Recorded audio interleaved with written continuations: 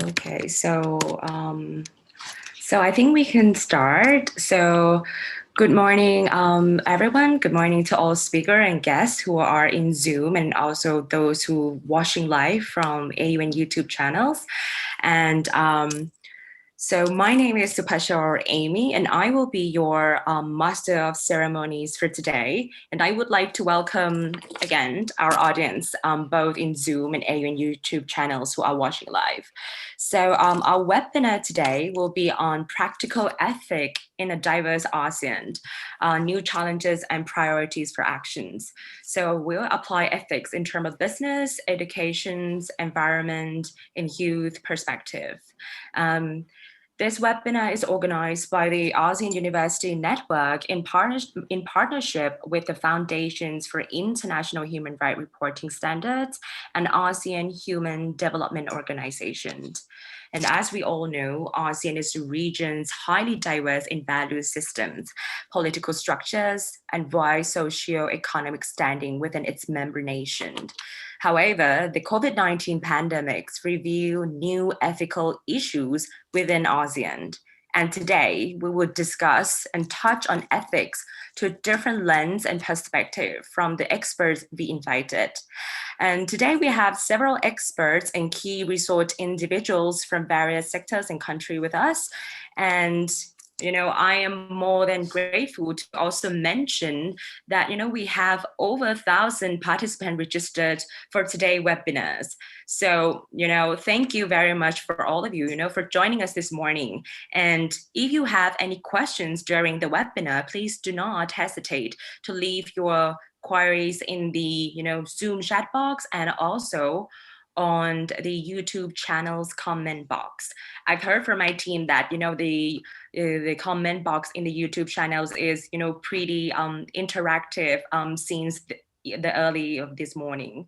So yeah, I couldn't wait for more questions and the views and thought from our audience who watching live on YouTube. And yes, as mentioned, so if any one of you, like our audience, would like to share your thoughts or viewpoint during the webinar, please also feel free to share it on the Zoom chat box and also the YouTube channel's comment box as well. Your views and comments might be select and features on the AUN e-newsletters that we launch every week. And also, before I start, for your information, the webinar will be recorded. And also, please, for those who are in Zoom, please mute your microphone if you are not speaking. Okay, so without further ado, I would like to invite Dr. Bob Aubrey. He's the chairman of the advisory board from ASEAN Human Development Organizations for the welcoming remark. Please, Dr. Bob. Thank you, Supacha, and thanks very much to the AUN team for organizing this webinar. And I'm very impressed with the number of people that are interested. The AHDO, ASEAN Human Development Network, is a new organization. We started putting this together in 2018 for the purpose of promoting human development in the workplace. And that means that across ASEAN, the different countries, which are highly diverse, as we all know, we want to make a community of human resources people inside the companies, of academics, of consultants, of trainers, of government, and social enterprises working together to make the workplace a place of human development for adults. From the beginning of AHDO, we saw that there were a number of ethical issues involved, and these would be key to how we manage and how we improve human development in ASEAN. So our purpose is to empower ASEAN in order to deal with these ethical issues, and that was the creation of the ECAR, which is this partnership of organizations with the AUN and with FIRST. We first reached out to Dr. Marzuki to talk about having ethical issues to be discussed within HDO, and very soon this went beyond the borders to a much larger ethical platform and ethical forum. So this is our first attempt, and I thank you all again for your efforts in contributing, and thanks for joining this seminar. Thank you very much, Dr. Bob Albright. And so now may I also invite Dr. Choltis Diratiti, Executive Directors of ASEAN University Network, to also share his welcoming remark, please. Thank you, Supasha. Yeah. I hope you hear me all right. Yes, we hear you okay. Dear all participants, honorable speakers, and also the viewers who will join this event later on through the watching again function. On behalf of the organizer and partners of this event, I'd like to welcome everyone to the webinar on practical ethics in a diverse ASEAN. I'm very grateful to all the speakers, 6 of them, for giving your valuable time and thought to our audience. I should like also to thank our partners, the ASEAN Human Development Organization, AHDO, and the Foundation for International Human Rights Reporting Standards, or FIRST, for your help and support. I should also like to express my appreciation to Dr. Bob Albright, who has worked with us and advised the Secretariat along the way in preparing for today's webinar. Lastly, I would like to thank my officers at the AUN Secretariat, particularly to the Pathfinder team for their work on this webinar.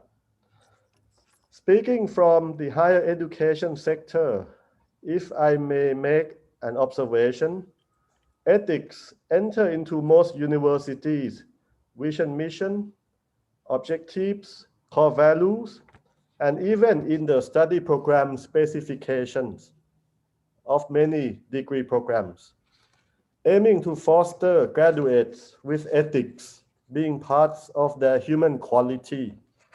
The problem is that how to operationalize this intention, a good intention, in the actual educational practices, which also extends to the world of work beyond the university. It is indeed the challenge of the practical ethics. I do hope you enjoy the discussion. Thank you very much. Thank you very much, Dr. Choltis. So before we start with our very first sessions for today, allow me to also, introduce our speakers to you all once again. So yes, so for today we have 6 speakers with us. So our first speakers, we have Dr. Marzuki Darusman. He is the co-founders and chairman of the Foundations for International Human Rights Reporting Standards, or FIRST, from Indonesia. And as second speakers, we have Ms. Dora Heng, a master's student in public administrations in international development at Harvard Kennedy Schools of Government, United States. And our third speakers, we have Professor Dr. Eko Suwardi. He is the chairman of ASEAN University Network for Business and Economics, or AUNBE Network, from Indonesia. And our fourth speakers, we have Dr. Antonette Palma-Angeles, a professor at the Ateneo de Manila Universities and a former Ateneo vice president for the professional schools and academic from the Philippines. Our fifth speakers, we have Dr. Paul Lim. He's a lecturer of organizational behaviors and human resource, Lee Kong Shin Schools of Business from Singapore Management Universities. And our very last speakers, we have Mr. Senjaya Mulia. He is the founders of the ASEAN Youth Organizations from Indonesia. So once again, good morning to all and welcome all of our speakers to this webinar. And yes, another thing that I think, we couldn't miss is a group photo, isn't it? So, please turn on your cameras and my team will give you a signal. So please, Mr. Shawanwit.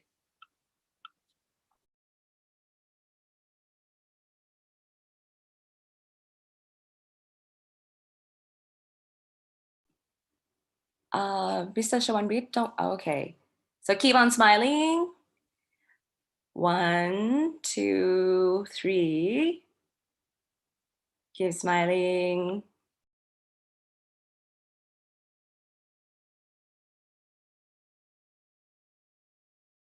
Thank you very much. Thank you. So let's move on to our very first session. So for today, our very first speakers, he is a co-founder and a chairman of the FIRST, and of course it's Dr. Marzuki Darusman. And prior to being the co-founder and chairman of Foundations for International Human Rights Reporting Standard, he was also the Attorney Generals of Indonesia in the early 2000s. And he also served as the chair of the Indonesian National Human Rights Commission. For today's presentation, he will be touching on existing ethical issues between nations, people, and the business sectors. Besides that, the presentation will also shed some light on the ethical concern within the business organizations in ASEAN. So Dr. Darusman, the floor is yours, please.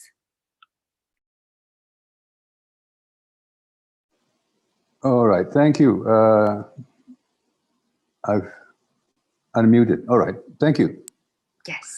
Good morning, Tupacha, and good morning, colleagues, Dr. Scholtes, Dr. Bob, and my co-speakers, and our friends on the tube.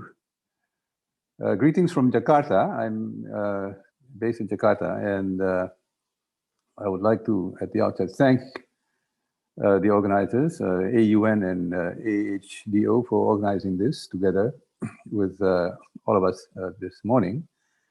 A very timely webinar, and I think it has been pointed out the aims and purposes by both our organizers, Dr. Scholtes and Dr. Bob.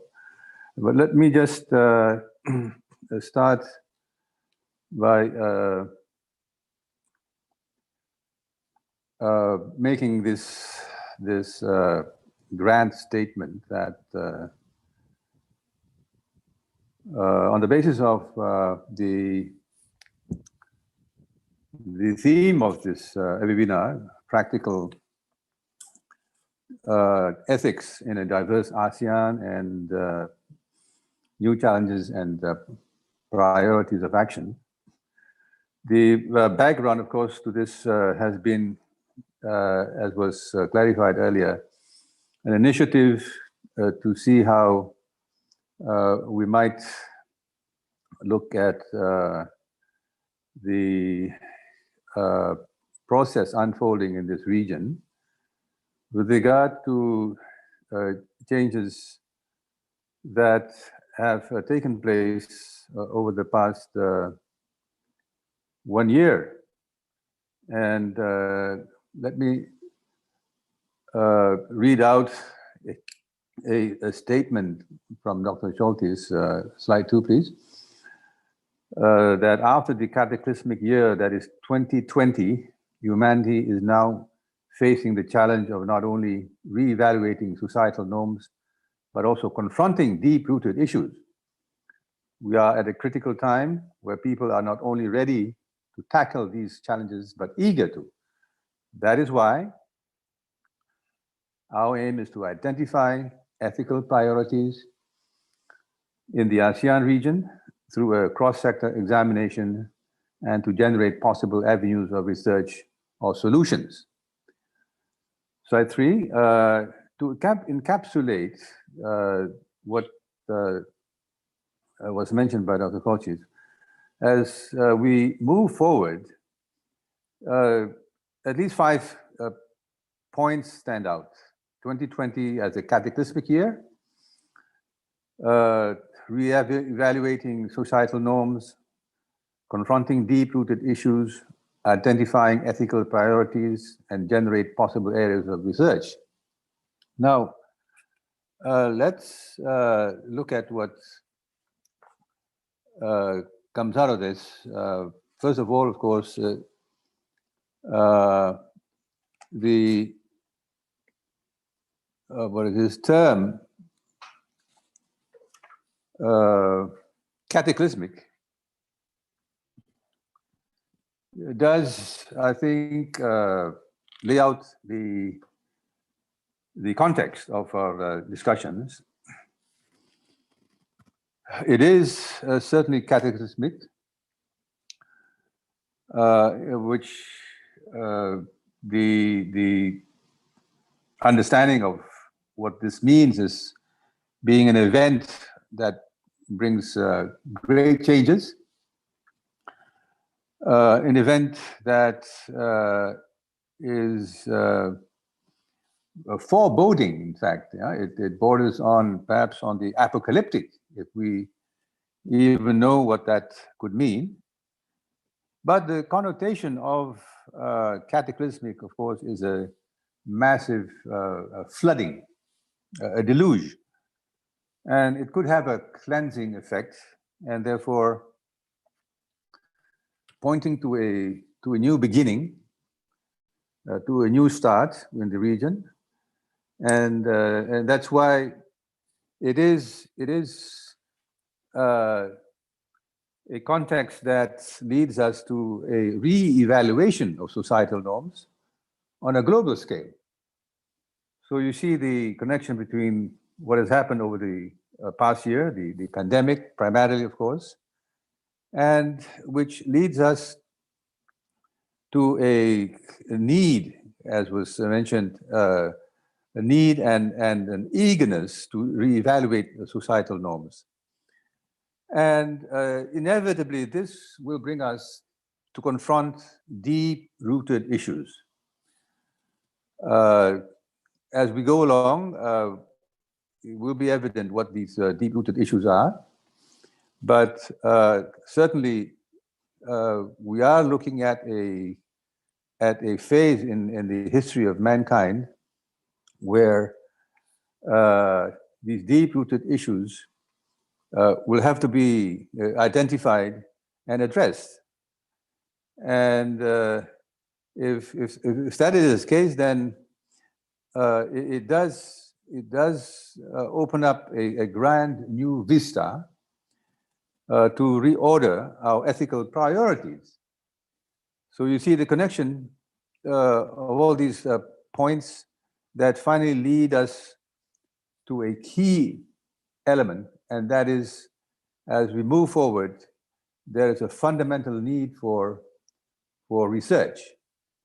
Now, let us start with the known knowns. We also, although we may not be fully knowledgeable about what is to come, but it is safe to start with what may be termed as the known knowns. ASEAN, over the past 50 years now, has strived to see itself as being part of the international community, and a dimension to the effort to be part of the international community is the processes of trying to build an area of common values. A simple method of looking at this would be to look at the United Nations conventions that have been ratified by all ASEAN countries, not uniformly, but there are 4 that all ASEAN countries have ratified, and that has to do, those conventions have to do with rights of the women, rights of the child, and the rights of the disabilities. In a way, giving out the sense that what is being strived is an egalitarian, a non-discriminatory, and an inclusive kind of a regional construct in spirit. And as we proceed, the ASEAN has, of course, as we all know, reached a high point in 2007. Next slide, please. With the declaration of an ASEAN Charter. Now, for purposes of our discussion, I have just cited two points from the preamble of the ASEAN Charter. And what comes out of that is two captions here. Inspired by and united under one vision, one identity, and one caring and sharing community. And the second one is respecting the fundamental importance of amity and cooperation and the principles of sovereignty, equality, territorial integrity, non-interference, consensus, and unity and diversity. I'm reading this out deliberately just to bring out what will be discussed in the following. Next slide, please. Now, if you encapsulate the first point in the preamble, what comes out of this, out of it, is what could be termed as a triptych. A triptych is basically a three-part rendering of a statement or an idea or a declaration. And you see the three boxes here representing the statement in the preamble: one vision, one identity, one community. Now, next slide, please. Now, we do have a problem as we look into these issues. To start with, the issue of unity in diversity or diversity in unity. The ASEAN preamble emphasizes unity in diversity. The question here is whether the choice is between unity in diversity or diversity in unity, because it does raise the fundamental issues. I link this to what could be termed the Brexit problem that has emerged in Europe, and to just give an analogy that what has brought out the Brexit problem was this continuous ideology of integration, endless integration, which has touched on the diversity vis-a-vis unity. And therefore, to go out from this experience, we may have to look into this issue as we proceed in looking how ASEAN will be developing in the future. The second problem that I would like to bring up is what is mentioned in the preamble, and that is the issue of diversity, and link this to what is generally known as pluralism. And this is where the ethical problem that we will be discussing emerges. And to encapsulate this problem, it may be easily understandable if that is seen as raising the problem of what makes ethics ethical. Next slide, please. Now, if you remember the the three green boxes, one vision, one identity, and one community, the sense is that perhaps as we move forward, there is a need to look whether or not we may need a new ASEAN triptych. I venture to suggest that it may be these three values, freedom, justice, and security. This comes from a realization that after 50 years, as Dr. Francis was mentioning, the need that felt to address our diversity comes from a long process of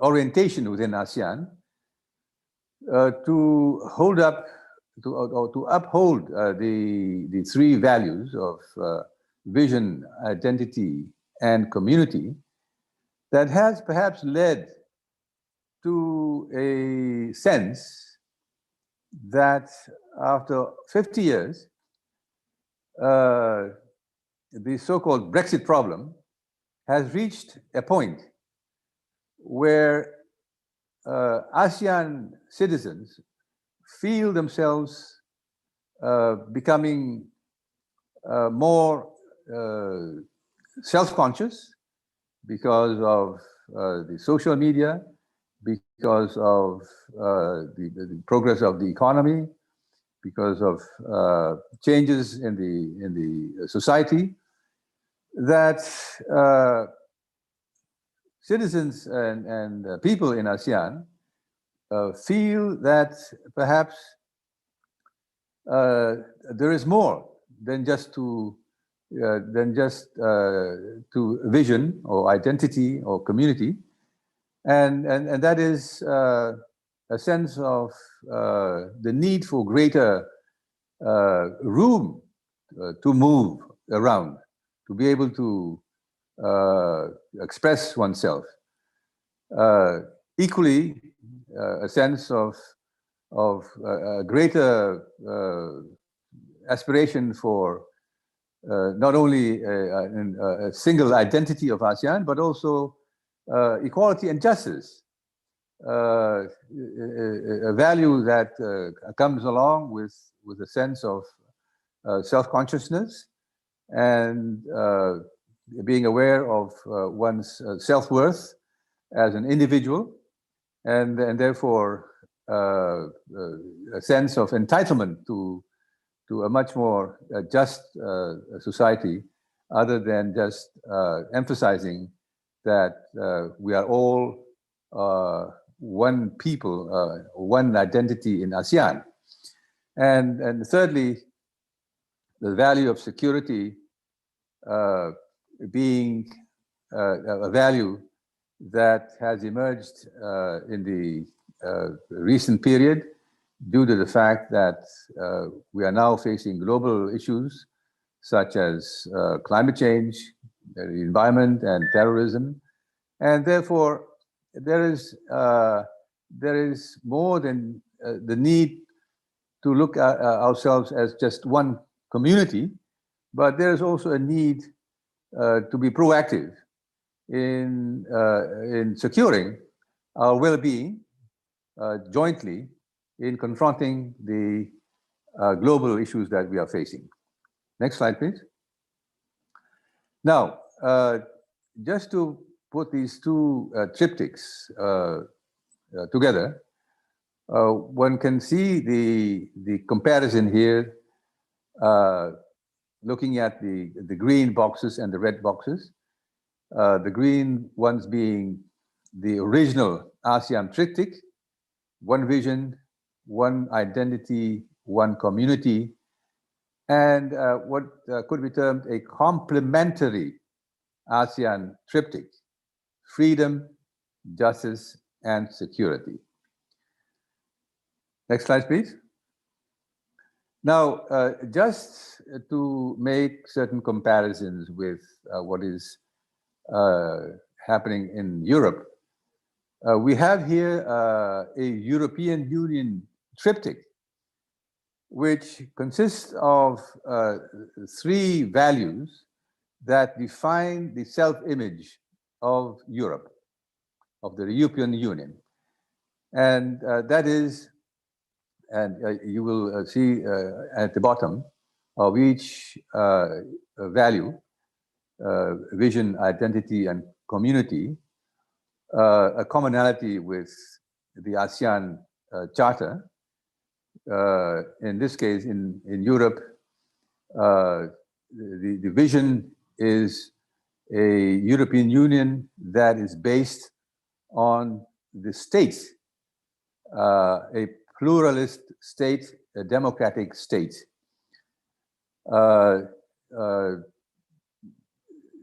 Meaning to say that although being member of a European Union, of the European Union, states continue to maintain their sovereignty, going out from their own history of democratization, pluralism, as the bedrock of the Union.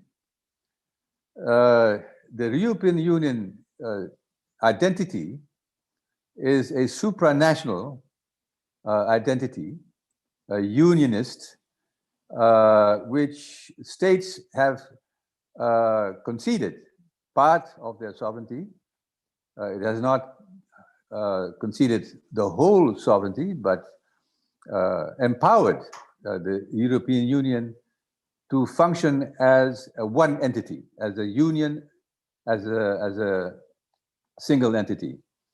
And finally, the community value is one of a cosmopolitan orientation, which is a solidarity dimension of the European Union.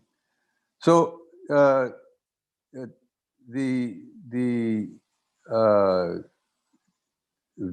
is this technique of looking at triptych is just a convenient way of looking at comparisons between regions, but it is also a very useful way of looking at where ASEAN is now at the moment. Now, next slide, please. Now, as we go further into our discussions, I've just put up here a quick definition of ethics. This comes from a BBC source. We shouldn't be overly fussy, about the definitions. But as I mentioned in the beginning, that ethics is a notion that among the few number of formative concepts such as ideology, nationalism, tradition, and even perhaps religion, has emerged as the most socially and intellectually competitive notion in operation. Now, the challenge ahead is to recognize how the concept has been and will be used normatively by a society to progress, and therefore not to be overly preoccupied with definitions. It is more relevant to our theme today to look into the practicalities of what needs to be done. But nevertheless, 3 points come out: that ethics relate to a system of moral principles that affect how people make decisions and lead their lives. Secondly, it is concerned with what is good for individuals and society, and it is generally derived from religions, philosophies, and cultures. Next slide, please. Now, to link what we understand as ethics to the theme of this webinar, ethics of diversity, ethic basically addresses the question of how we should live. And linking this to diversity, it becomes obvious that ethics of diversity concerns how we should live in a society of cultural, social, political, ethnic, religious, and a whole range of other diversities.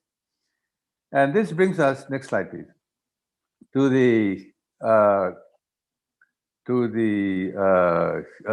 a number of dilemmas.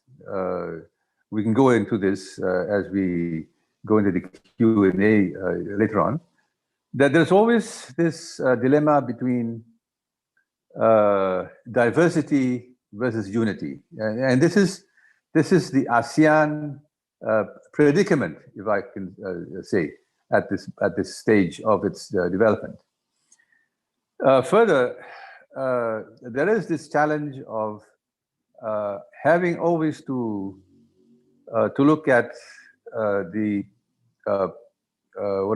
push and pull between ideology and a paradigm, between an orientation that is based on belief and an orientation that is scientific based, evidence based, and this is a challenge that's confronting ASEAN within the whole region, and is I think a feature of the stage of development of all ASEAN countries in the region, which understandably, on the basis of its early history, having been dominated by external forces, have had to lean on their vision of their state ideology to survive and to be able to manage its national life in a way that is distinct from what was the situation in the past. But nevertheless, that part of history has now merged with the modern history, where development is being pushed forward by a sense and a recognition that a rational approach to life will be imperative if we are to be able to resolve the manifold problems that we are facing as societies in a modern history, in a modern age. And lastly, another problem that we feel on a daily basis, this push and pull between religion and the recognition of the individual as the center of values, a religious-centric pull versus a humanistic orientation. These are all interesting issues, dilemmas that we can discuss. This is just to foreshadow a discussion that inevitably will revolve around these dilemmas. Next slide, please. Now, as we move forward,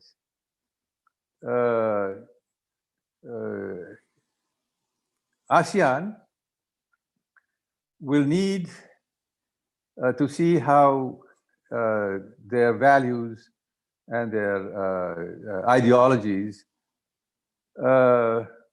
evolve in a way that reflects general and common values shared by the public, by the people, by the region as a whole, and by way of just laying out the fundamental ethical claims, there are three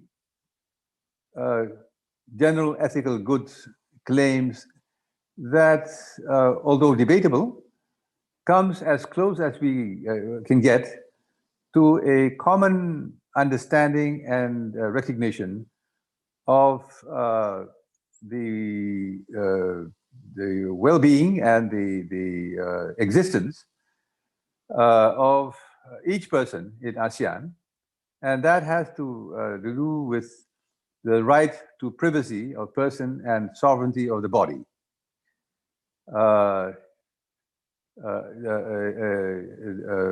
An attendant value to this is the right to protection from harm and legal subjectivity. And thirdly, the right to political empowerment and material conditions for existence. These are just formulations of what seem to be a search within society in ASEAN, a search for a footing to guide how we should live in a society of diversity, and therefore this is manifested in many ways, but no less in a striving and a struggle for change. And next slide, please. And a recent manifestation of this dynamic for change is what is happening in Thailand. I have just brought up 3 points that comes out from the demands that were tabled, that were proclaimed by the public and the student movement there. The resignation of the Prime Minister, amendments to the Constitution, and monarchical reform. And the third, I think we would readily agree that this really touches on the societal norms, on the deep-rooted issues which societies face across the region. What is happening in Thailand is not specific to Thailand. It is just a manifestation, the latest manifestation of the dynamic for change in this region. And we are not making any judgmental statements. It is just to bring out the phenomena of change within the region. And finally, next slide. Going back to what has been called for by Dr. Cortes, on practical challenges and priorities for action, I've enumerated a number of areas here to just give you a sense of perhaps a roadmap going forward in the area of research, and that is first of all the role of the university as change factor. You see that the Thammasat University is a case in point, a university that is becoming a change factor.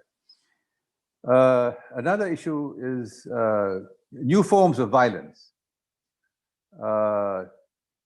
Furthermore, the adverse impact of social media, regional migratory intrusions, the political economy of corruption, the business sector participation in national and regional sustainability, And not least of importance is, of course, the pandemic, and as it relates to the ethics of diversity in terms of its impact on the life world and system across the region.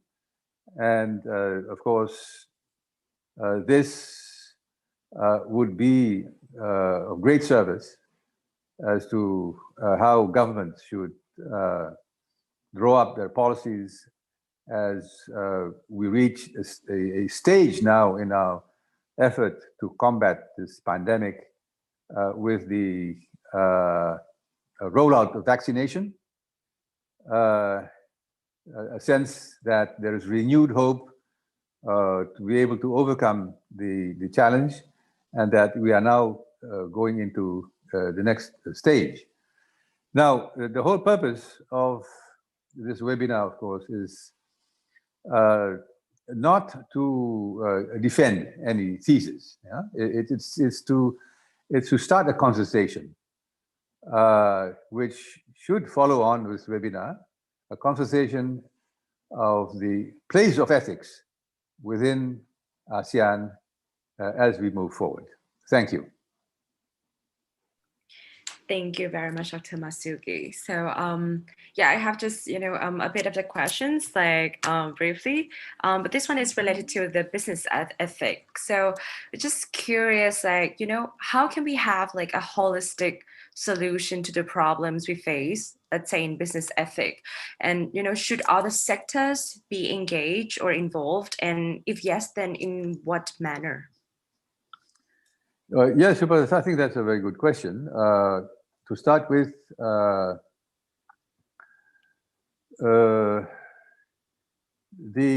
whole idea of business ethics sometimes is misunderstood.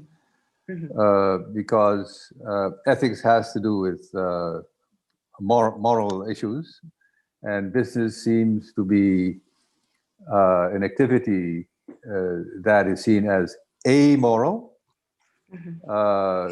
Being a process of just producing goods and services for society.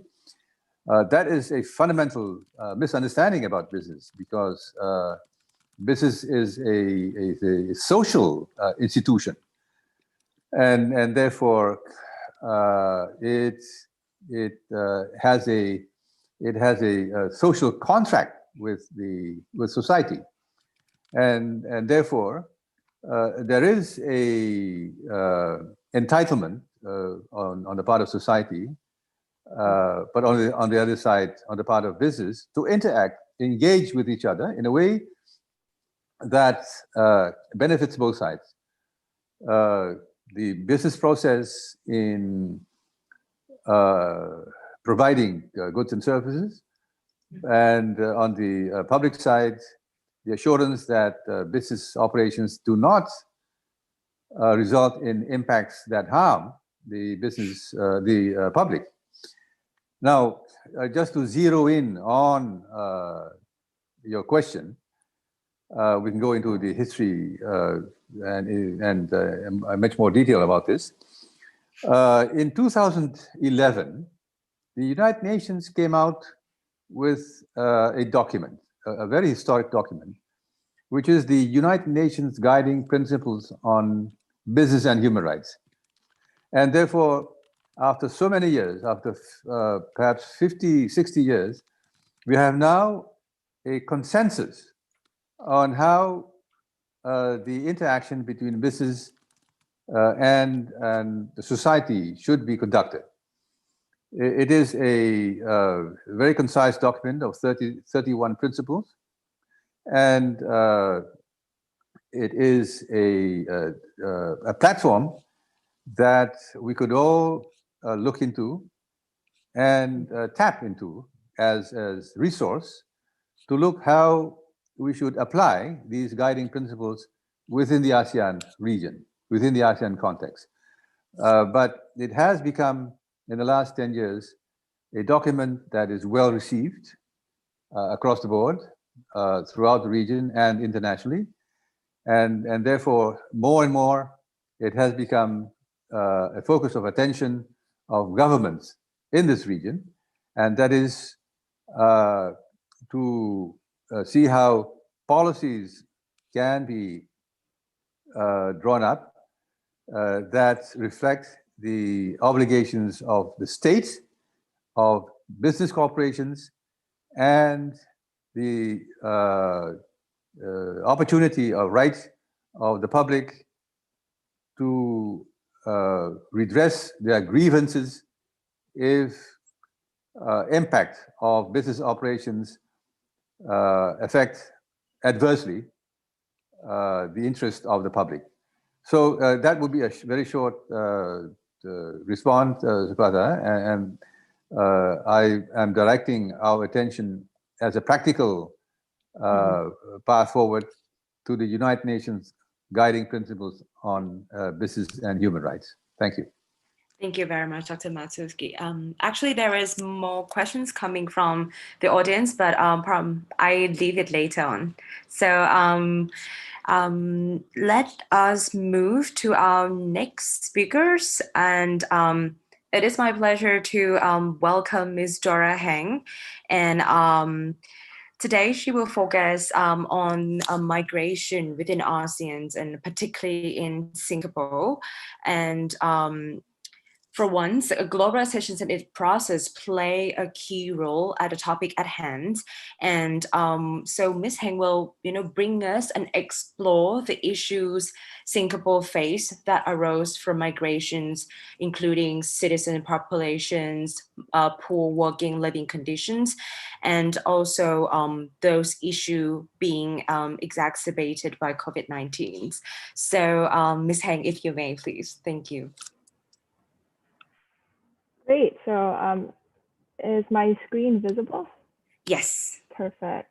So yes, good morning, everyone, to our dear audience. I am really delighted to share this webinar with such esteemed panelists. As mentioned, today I want to talk about ethical perspectives to migrant flows in ASEAN. And primarily, I'll be using my perspective as a Singaporean as a point of entry to speak on these issues. And I think this talk flows very nicely from the overview that Pak Marzuki has laid out for us. And it's a great compliment to see what a practical look on diversity and pluralism could look like here on the ground in Singapore. So in terms of the agenda, this is what I would like to share with us today. First, I would like to share how globalization is blurring the lines between what is foreign and what is home. Second, I want to highlight some of the vulnerabilities that migrant workers may face. And lastly, I want to echo really what Pak Marzuki was saying in terms of what ASEAN response as a moral community can and should be. So let's first start with a quote. This is by the late Toni Morrison, one of the titanic thinkers and writers of our time. And she was the first Black woman to receive the Nobel Prize in Literature. She wrote this in 2022 while reflecting on a global, porous, changing world. So reading from what she says, the spectacle of mass movement draws attention inevitably to the borders, the porous places, the vulnerable points where one's concept of home is seen as being menaced by foreigners. Much of the alarm hovering at the borders, the gates, is stoked, it seems to me, by both the threat and the promise of globalism, and an uneasy relationship with our own foreigners, our own rapidly disintegrating sense of belonging. And I think this captures beautifully some of our modern day discontent. We are living in an increasingly globalized world with porous borders. This concept of citizenry and identity is slowly being challenged with the spectacle of mass movement. So this slide really highlights the flow of workers moving within ASEAN. As you can see, by country of origin to country of destination, Singapore, Malaysia, and Thailand are the biggest attraction for migrants. And altogether, they take in 6.5 million ASEAN migrants, which makes up 96% of the total migrant population. Here within Singapore, migrant workers comprise 24% of Singapore's population and 37% of our workforce. The growth and competitiveness of Singapore's economy, it has been greatly dependent on access to low-wage labor from neighboring labor exporting countries. In terms of a paradox, I think we have here a paradox of public perceptions when it comes to migrant workers. On one hand, there is public solidarity and support for migrant workers. According to a 2019 International Labour Organization report, 78% of Singaporeans surveyed support better labor conditions for domestic workers. 77% of respondents support stronger law enforcement to reduce violence against migrant women. And I think this support in part can be due to the high level of public interactions that Singaporeans have with migrant workers. Close to 50% of respondents reported knowing migrant workers personally. However, I think on the other hand, there still is some who are wary and less sympathetic to migrant workers. Of the respondents surveyed, 60% felt that migrant workers should not have the same pay benefits as Singaporeans. 32% felt that migrant workers cannot be trusted. Here in Singapore, migrant workers face many challenges, and I think a lot of the challenges have been even more exacerbated by the COVID pandemic. Male foreign workers are typically employed within the construction industry and are housed in dormitories relegated to the margins of the island. Out of sight and out of mind, the dormitory living standards have been reported to be subpar and under media scrutiny as clusters of COVID emerge as a result of cramped living conditions. As of October 2020, 95% of Singapore's COVID-19 cases were in migrant workers' dormitory. Beyond the inadequate living conditions, migrant workers have also been lost incomes while quarantined in their dormitories as the government was completing mass testing.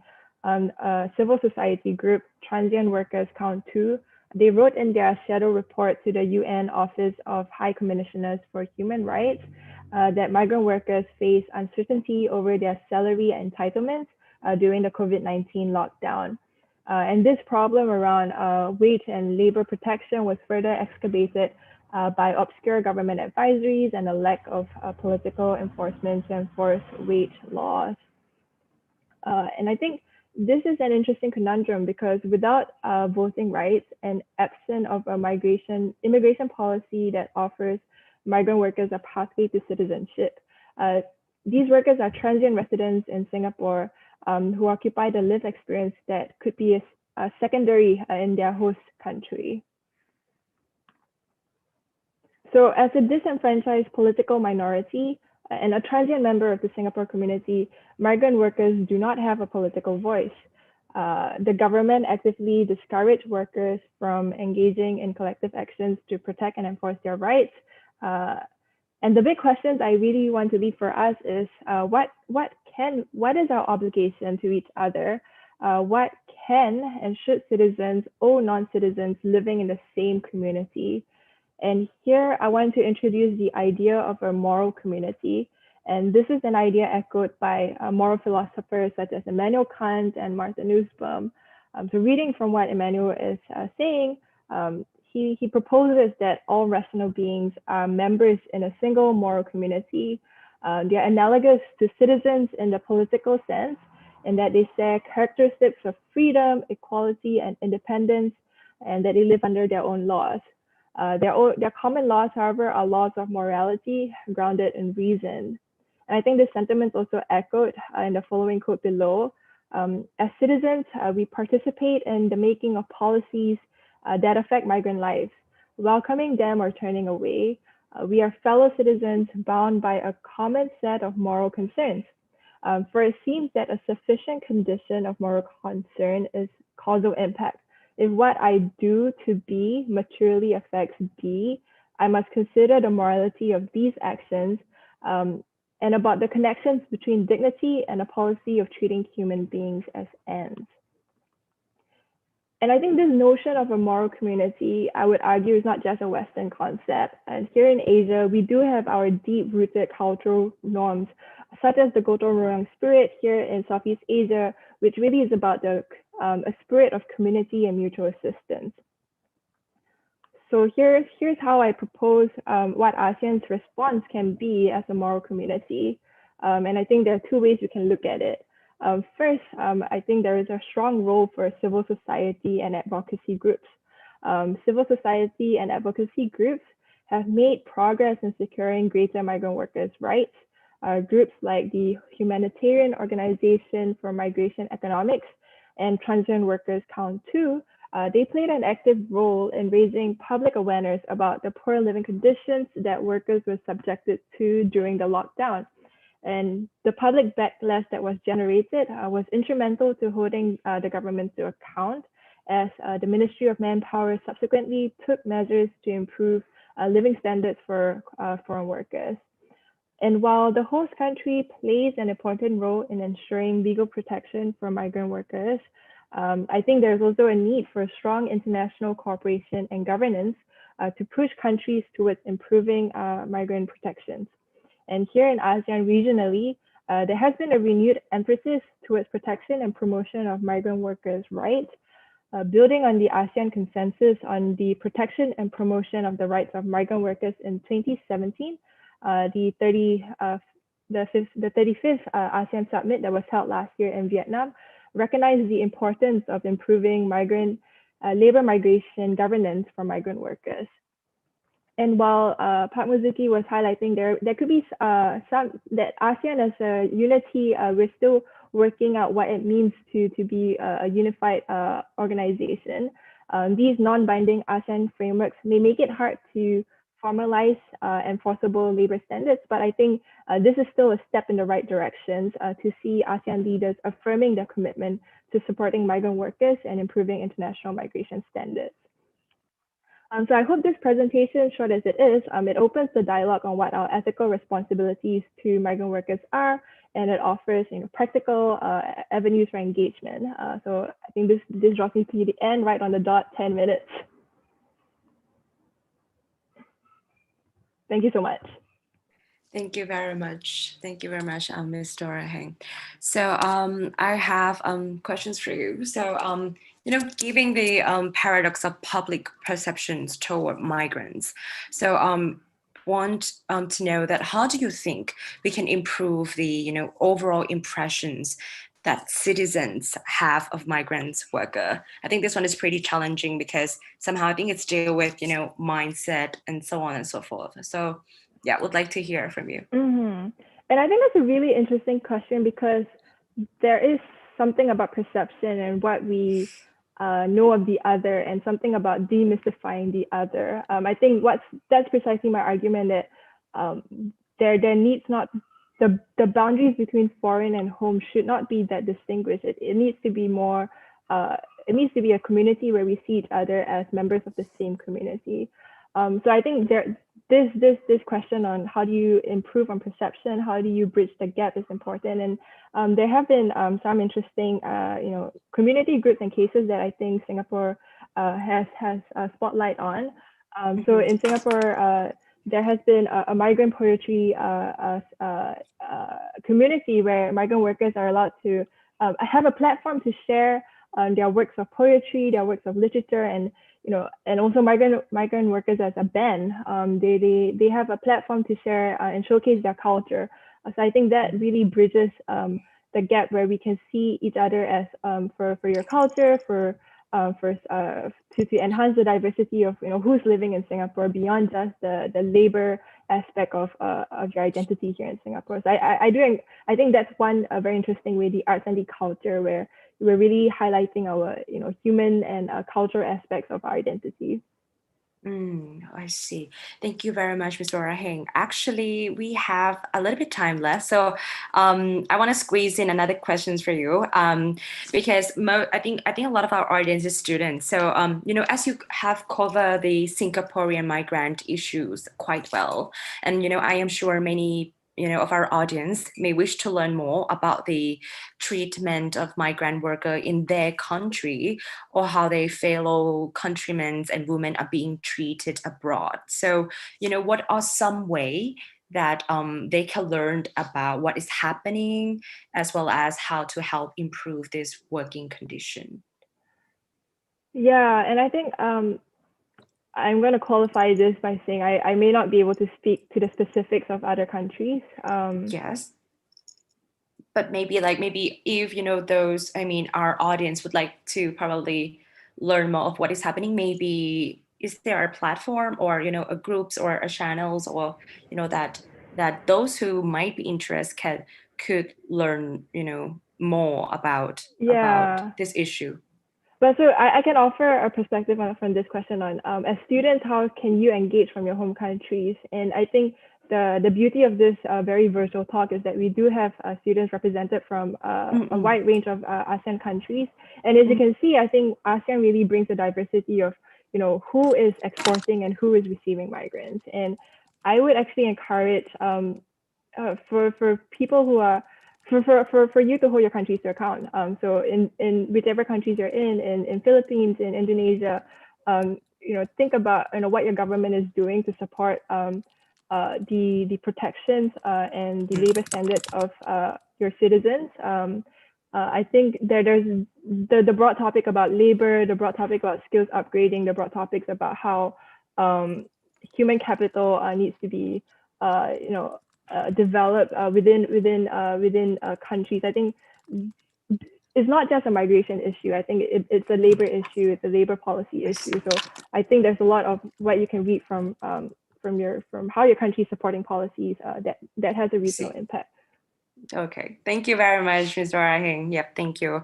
So let's move on to our next speakers. And our third speaker for today, we have Professor Dr. Eko Suwardi.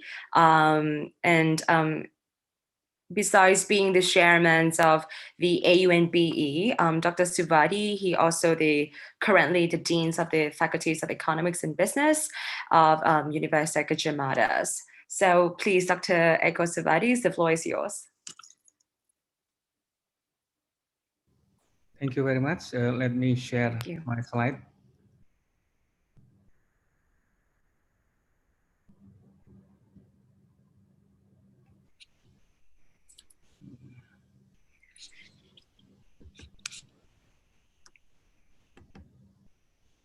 Okay. Can you see my slide? Yes, we can see, but I think you have to press the presentation. Okay, yes. Yeah. Okay. Okay, thank you very much. Thank you.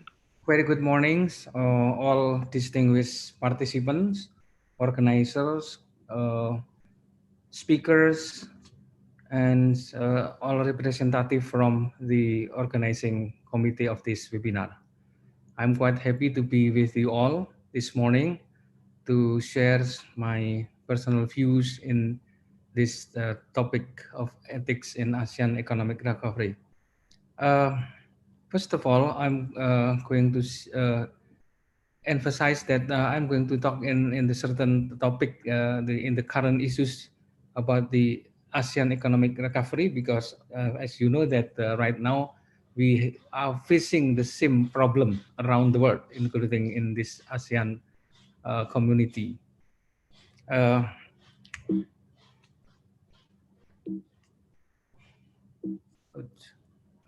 Let me, how come, oh, sorry. It's working now, yeah. Okay, working okay. Now. As you know that because of the COVID-19 pandemics, I think this data coming from the ASEAN policy brief until this week, I think we have this kind of numbers. And of course, because of the population is the most populated country is Indonesia, my country. We have more than 1 million cases. And so the death toll is also quite huge, 20,000 something.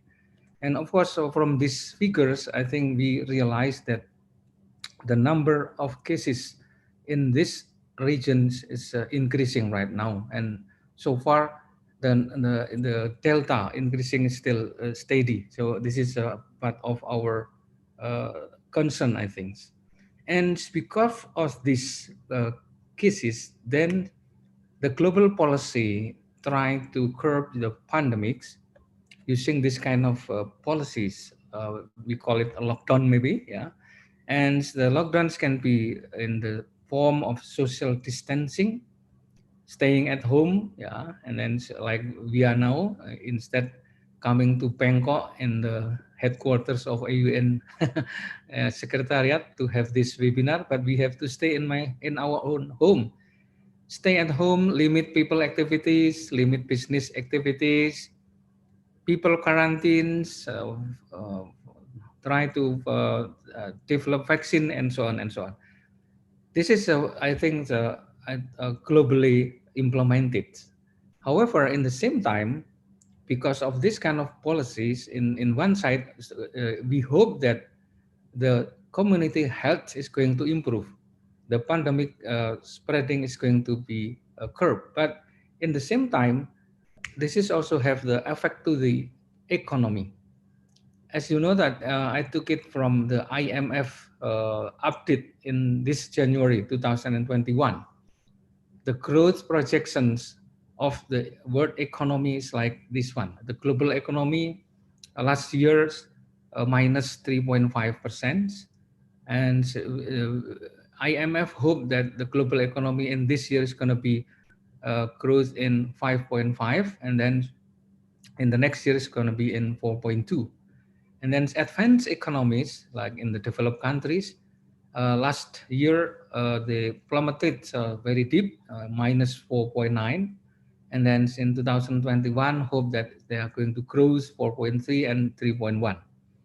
In our region, I think except for Singapore maybe, emerging developing economy, I think last year in average, the world emerging development economy shrink minus 2.4, and we expect that in this year we are going to grow about 6.3%.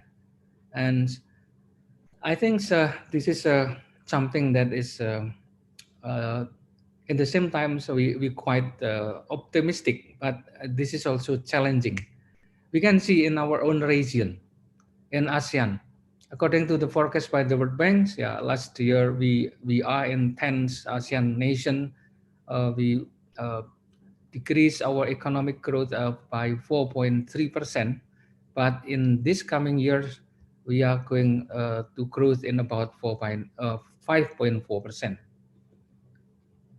However, this one is from the selected countries. It is similar. I think these figures give us the illustration that the pandemics is not only hit the health of the community around the world, but it's at the same time also hitting the world economy, including our region, ASEAN nation. Okay. This is just one example, and I believe that all countries in the world also provide national economic recovery package, and also the in ASEAN nation, Singapore, Malaysia, the Philippines, Thailand, and Brunei Darussalam, and all 10 countries in this region also provide national economic recovery package. I will share with you in the case of Indonesia.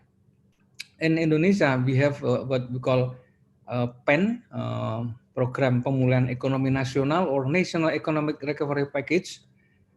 In the health sectors, it's about $6.8 million, and then in subsidy for small, medium enterprises, 6.7, and then in the social safety net, about 12.9 millions, and credit easing for corporations, relaxation, this is about 4.4, and then incentive for business in the form of, for example, like tax incentive, about 2.7, and then sectoral and local government about 2.3. This is make up about 16% from the national budget. And I believe that all other 10 countries in this region also providing the national economic recovery package.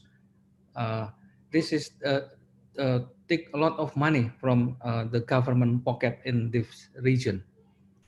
However, this national economic recovery package that is already spent by the 10th nation in this area does not guarantee that what we expect, what the IMF and the World Bank uh, uh, expect that next year is going to grow like what we have already seen from the previous slide.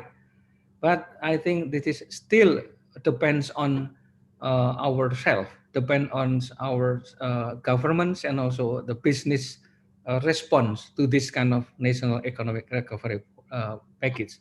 For example, in the health sectors, I think this is also involve the businesses around the world, the businesses in 10 nation ASEAN countries, because, for example, like the health devices or maybe vaccines and also many kind of medicine that is used by community, also produced by the pharmaceutical companies. And then subsidiary for small and medium businesses, that is a huge amount of money. This is also depends on the entrepreneurs who runs the small business and medium business. Social safety net, this is also normally distributed to the people who need this kind of direct cash aid to sustain and to make that their lives still there, because they need to buy food, the basic need, because they lost their job due to the limitation of the people activities. And also the corporation, they already get the credit easing or maybe relaxation, they call it. This is all still depends on the behavior of us, the behavior of the governments, the behavior of the business themselves. That is why I sit in this slide why business ethics is important, because in responding that kind of national economic recovery package in around the world, including in ASEAN nation, it still depends on how do businesses respond, how do businesses catch up this kind of government spending. We know that the businesses have significant influence in politics, in contribution to the people income, significant influence in employment, and also in culture. For example, in income, for example, in this era, I think many businesses lost their uh, market share. That is why many businesses also uh, uh, try to stop their activities. That is why the unemployment increase. And then also because of many unemployment, then the people incomes is quite decreases. And then in the same time also influence the employments and also the people's culture. Right now, I think the people around the world, including in ASEAN and also in the rural Indonesia, we are forced to uh, jump to the technology, to jump to the digital. Yeah, and of course, for you who are live in the urban, in the cities, I think it's maybe no problem. But for our colleague or our family, our big family in the rural area, this has become the problem. So I think this is something like there is a call for businesses to implement the ethics that has been described by my previous speakers, Pak Marzuki and also Donna. And then in the ASEAN context, we talk about the business in the global market. Yeah, for example, we can see that in this topic, the empirical investigation, we can see one by one in a particular countries, because the business ethics will be implemented. It depends on the political law and social environment. Yes, ethics has the universal values, but in the implementation level, sometimes must be adjusted, or at least we have to consider uh, the local situation. In the normal and the normative point of view, of course, there are discussion what out to play, what out to do, what should we do. But in the reality, things we have to consider the social and political and also maybe law environments. The next one, principle of ethics. This is things just to mention some, yeah, such as like utilitarianism, fairness, right, and justice need to be implemented by the businesses and even also by the government. I think, as Pak Marzuki and also Ms. Dona already discussed about ethics and about the uh, migrants, I think uh, we have to emphasize in our society, including the business, consider this kind of principle. Utilitarianism, for example, in doing business, in deciding something that is considered to be beneficial or useful, must be considered not only by the business per se, not only by individual business, but has to be considered as a benefit for society at large. Fairness, for example, yeah, fairness, the same thing. Sometimes multinational business also deal with this kind of fairness. Sometimes when they do business in the host country, sometimes in the original country, they comply with the regulation. But sometimes because of the different level of law enforcement on the other country, sometimes they also have modification in their behavior. But actually, this one is not accepted from the principle of ethics. Right, for example, yeah, I think everyone has the rights, yeah, including the employees, including the migrant, including the society at large, from the high level, middle, and also the lower one.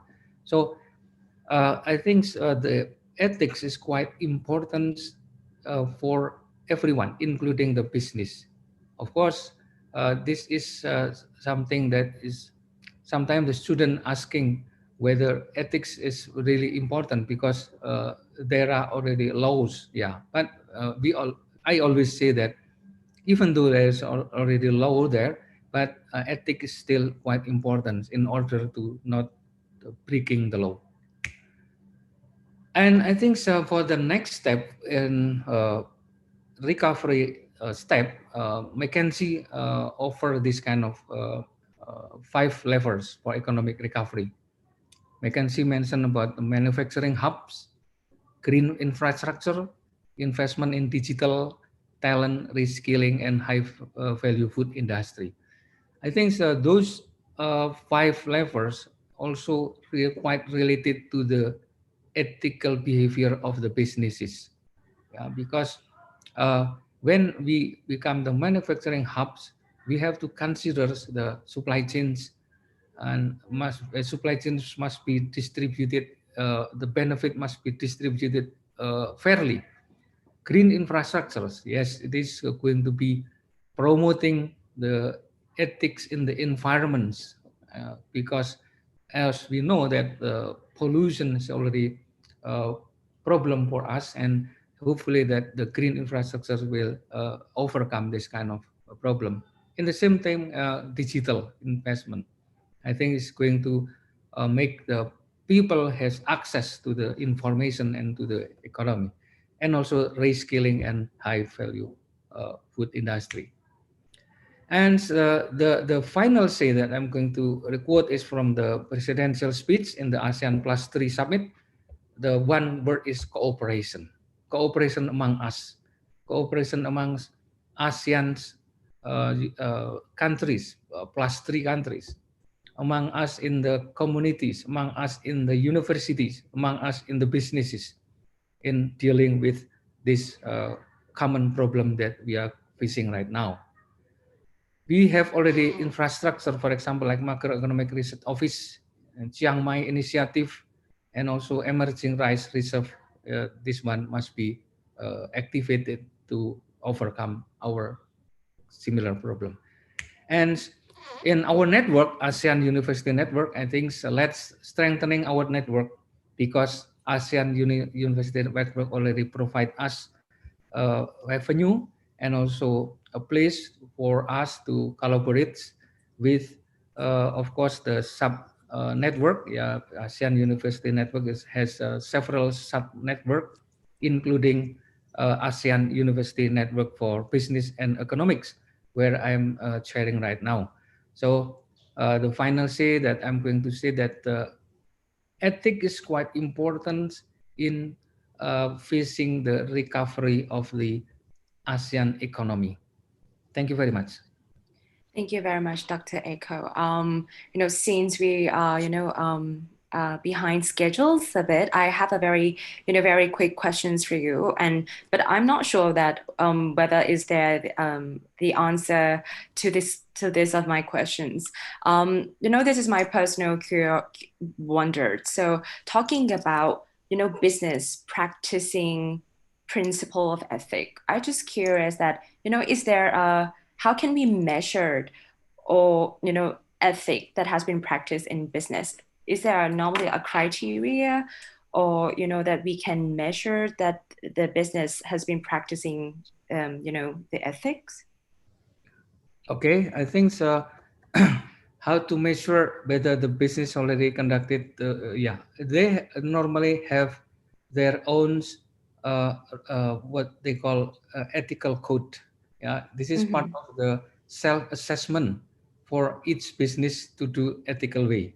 But in the same time, also in the country, I think they have also, for example, like the anti-monopoly, for example, or antitrust, or for example, like in every country also has their own food and drug administration, for example, to make sure that the business not cheating their product quality, for example. So basically, ethic is coming from the inner organization, supposedly coming from the business itself. So they have their own ethical conduct. So we have to promote every businesses to have this kind of ethical conduct, and the ethical conduct that they have supposed to be implemented. I see. Thank you very much, Dr. Echo. Thank you very much.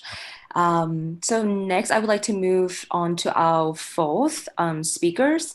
And I would like to welcome Dr. Antonette Palma-Angeles. And she is a professor at Ateneo de Manila Universities. And today she will be, focusing on the ethical challenges highlighted by the pandemic in ASEAN, and one of which revolved on the conflict between the need for individual care, and another issue would be to discuss about the extent of the government to address the pandemic. So the spotlight is all yours, Dr. Angeles, please.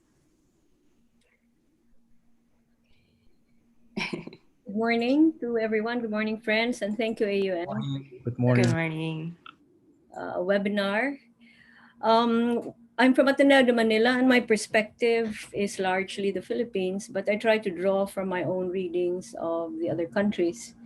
One of the things I read recently, for instance, is that the Minister of Education of Singapore says COVID and its effects will be with us for 4 years. Mr. Lawrence Wong said that. So I think it's urgent that we discuss some of these ethical issues now, and I hope AUN will have a role in leading the discussion on some of these issues.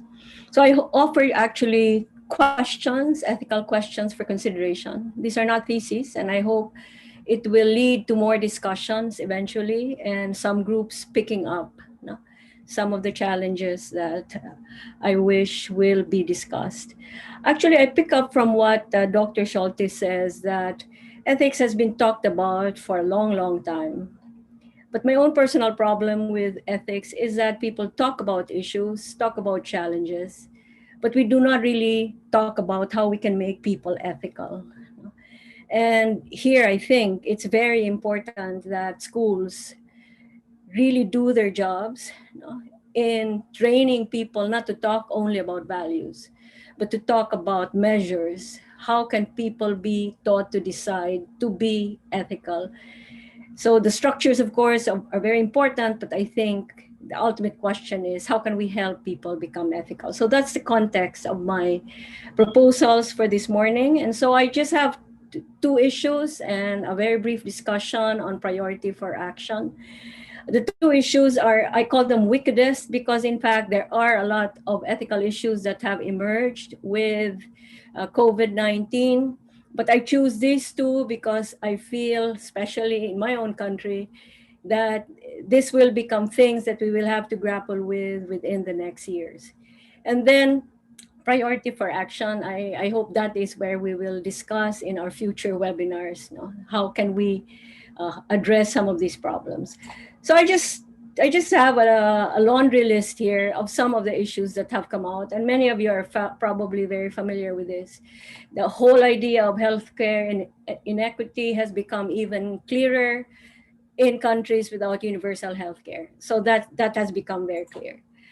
The second is because I work with health and hospital ethics, some of these questions have been discussed in my groups. And how do you allocate very scarce hospital resources?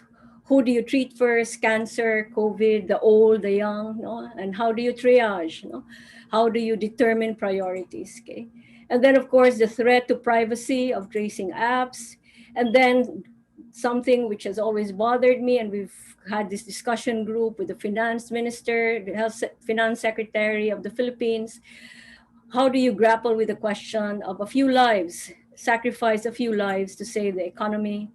And then blanket lockdowns that have disadvantaged the poor and the homeless. And then hoarding, we saw pictures of people hoarding toilet papers. Okay? And then the whole American debate, to mask or not to mask. Is it my right? Does the state have the right to tell me to put on these masks? Something which Asians, more obedient Asians, are not really very concerned with, because we're obedient, we put on our masks. In the Philippines, we even have face shields. So let me just focus then on the two, what I perceive to be the two wickedest problems that have come out of COVID-19. The first ethical issue is the issue of me and family, or if you like, individualism. Okay? So this is what I've observed. I just put some thoughts here. COVID lockdowns very obviously have created physical isolation, and the usual public gathering spaces and the events have been shut down. For us, for instance, Filipinos, churches are very important for us. Malls are very important. Schools are very important, because we were not really very much into online education. We still valued face-to-face encounter with our students. And then we are a ritual people. I think Indonesia too, and Thailand, we have these community rituals. And these community rituals, for us, largely religious rituals, have been canceled. These rituals build community, so they're gone. Okay, so that, just quoting from a French philosopher who observed the United States in the 19th century, he said, eventually all of these things happening have sopped out traditional verities of public life. So that public life, as we used to know it, has been, not completely eliminated, but it has been destroyed. So the challenge for us is, what will it be in the future? So that digital technology came to our rescue, and I question, but at what cost? Before we even, philosophy, I'm a philosophy teacher, before society's thinkers and philosophers have come to terms with how digital technology has redefined public space, COVID comes, and so there's an acceleration of the refashioning of public space. So the question is, do we really understand what public space means now? And so I say there are many rescues that digital technology has given us, but to a certain extent, they are individualism promoting. We have online masses, and so the church in the Philippines now will have a hard time bringing us back physically to the church, because we've been spoiled by online masses, but online masses do not really build communities.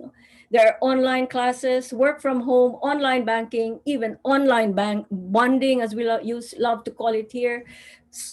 Exercise apps are so solitary, and then our young people are even more into virtual gaming. Okay, so what is the issue here, and what do I present as a discussion point?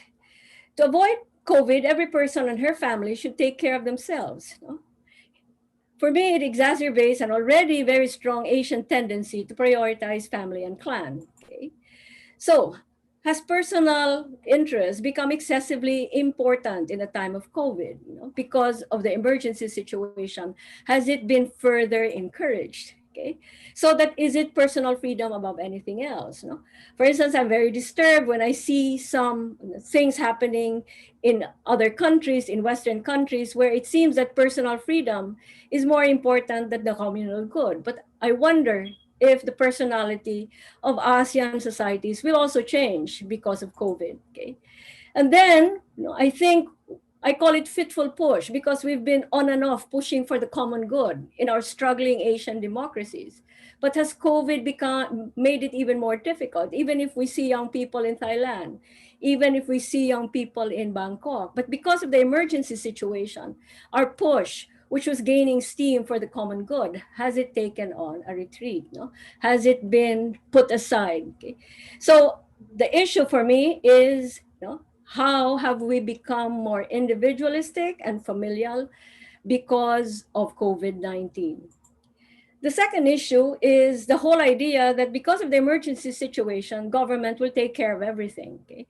And in a way, we have surrendered many of the initiatives to government. Why?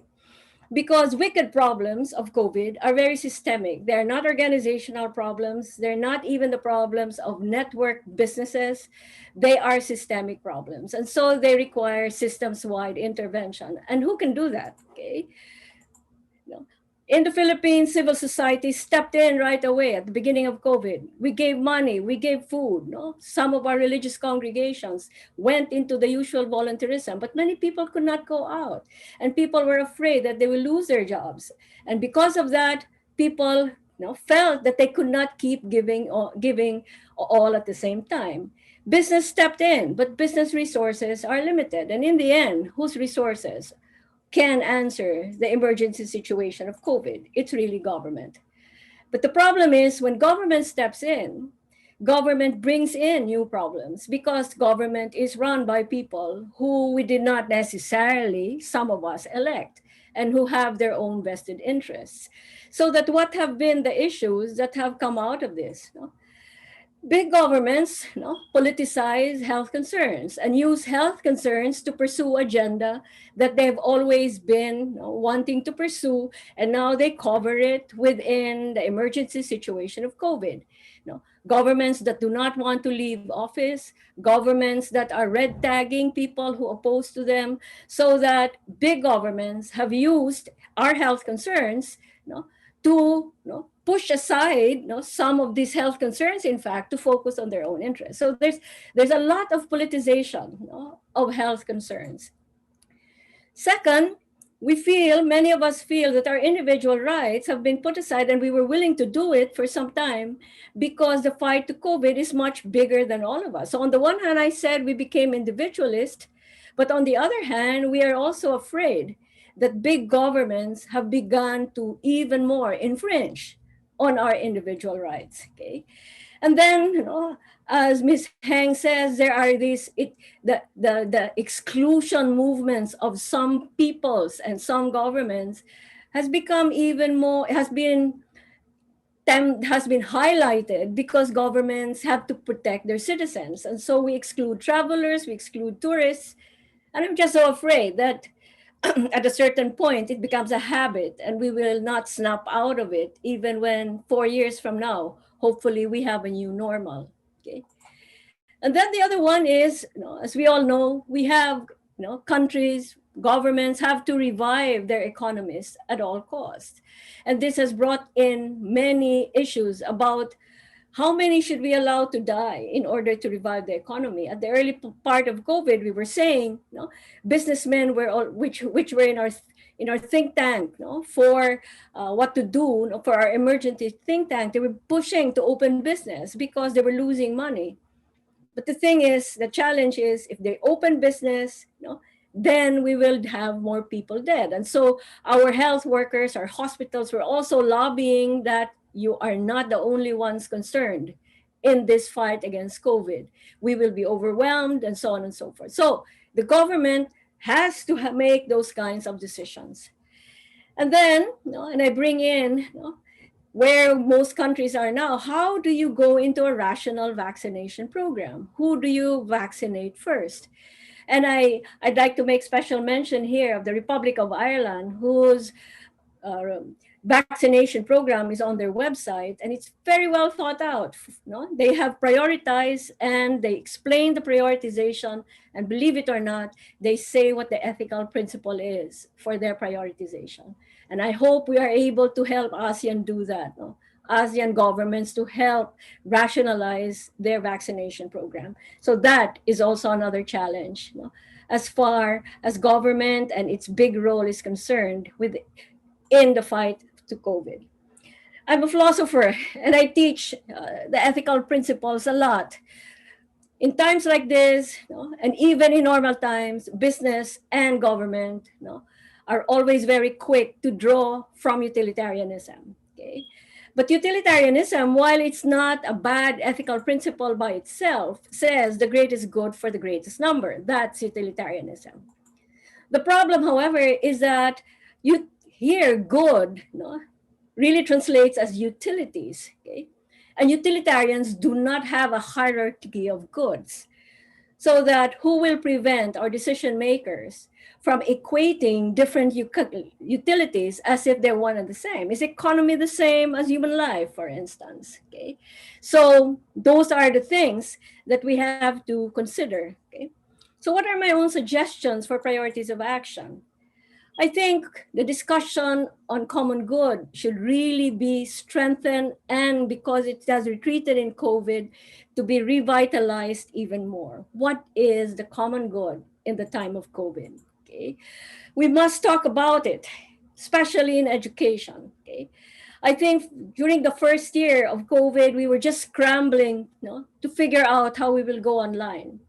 But that year, I think, is finished. Well, not quite finished, but at least we're getting used to online delivery. I think for us who are in education, it's time for us to recalibrate what should we teach. Okay?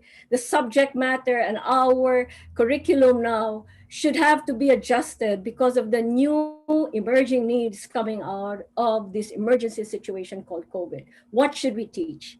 And then secondly, my own advocacy is that if we really want to teach people how to behave ethically, we really have to teach critical thinking.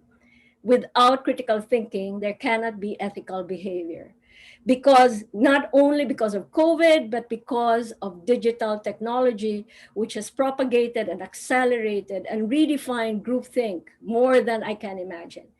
Because there is a rise of big unregulated social media platforms that do not censor what they put there. So there's a lot of influencers who we cannot detect anymore. So how can we protect ourselves? I think educators should really teach critical thinking. Okay. And then civil society, something which the Philippines have always been very proud of. But in the last 2 years, 3 years or 4 years, I don't know how many years we've had. Okay. We've been scrambling to redefine what civil society means in our country because we have been, okay, never mind, that's a different issue. Okay. We have had many challenges, in our country. So that in a time of COVID, okay, I think civil society will have to regroup and revitalize and redefine its agenda. It has to find out what are the new ways of engaging government and what are the ways of engaging not just government, but social media platforms, trolls, young people who are there and who do not understand what's going on. I think civil society will really have to do, before they go into a plan of action, will really have to understand what's going on. They have to have a needs assessment before they can define a new platform. Okay, that's it for me. Thank you very much. Thank you very much, Dr. Antonette. So a bit of a question, it's like a very quick one. So in terms, talking about, common goods and in terms of size, would the regionals or a national level civil societies, be effective in relaunching the common goods? I think every country, I think we've seen on when I see newspapers and I see, no, not newspapers, that's so out of style. When I see social media, I see problems in Thailand and Hong Kong. So my direct answer to your question is, you know, countries will have to figure out the common good as far as they are concerned, okay? As far as their country is concerned, because we have very peculiar localized problems. But on the other hand, I think the region can also help each other, okay? If we launch into that discussion, especially AUN, because AUN is a network of some of the best schools in ASEAN. And so if AUN can lead discussions on this so that you have your thought leaders helping civil society think of feeding some ideas into civil society. And education is also part of civil society. So if we focus on education, then I think that is your regional answer. You organize civil society through education. Thank you. I see. Thank you very much, Dr. Antonette. Wow. Okay. And we move on to our fifth speakers. We have with us Dr. Paul Lim, and I think today we were now hearing some more of youth perspective. I mean, from 1 to 4 of our speakers, mostly it's about business ethics and other areas. But coming down to our last 2 speakers, we will see more of a youth perspective on ethics. So Dr. Lim, if you may, please. Thank you. You can hear me okay? Yes, we can hear you. All right.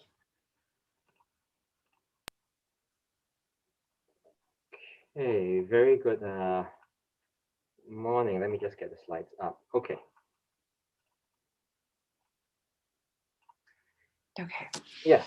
So good morning, Dr. Chaltis, Dr. Bob, Dr. Marzuki, all speakers, everyone listening in, and thank you especially to the ASEAN Universities Network. Thank you for having me here. The title of my talk today, or very short sharing, will be Let Our Youth Show the Way Forward. My name is Paul Lim. I'm a lecturer of organizational behavior and human resources at the Lee Kong Chian School of Business at the Singapore Management University. Very quickly about me, because I think the vast majority of you have no clue who I am.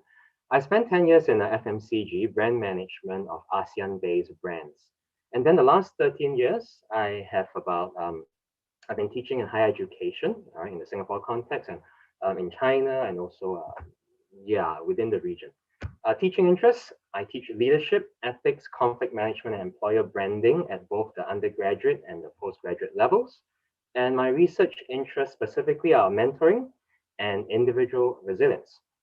Now, today's challenge, the question was posed to me, was that today's topics revolve around prioritizing solutions to ethical issues unique to ASEAN for collaboration towards impactful solutions. This is a mouthful, all right? Basically, we're trying to find answers to ethical issues within ASEAN so that we can work together to get things to work, right? And I teach ethics at the undergraduate level. And one of the definitions of ethics proposed is that it is a decision-making guide. How do you make decisions? And if I were to frame today's topic of my sharing, the ethical question for ASEAN is, whom should lead ASEAN's future? I mean, this is a decision that all leaders across organizations and countries have to think about. Whom should lead ASEAN's future? And of course, you know that it's loaded, right? I already talked about letting the youth show the way forward in the future. So I'm going to talk about that. I'm going to share with you what actually happened in one of the cases that I experienced.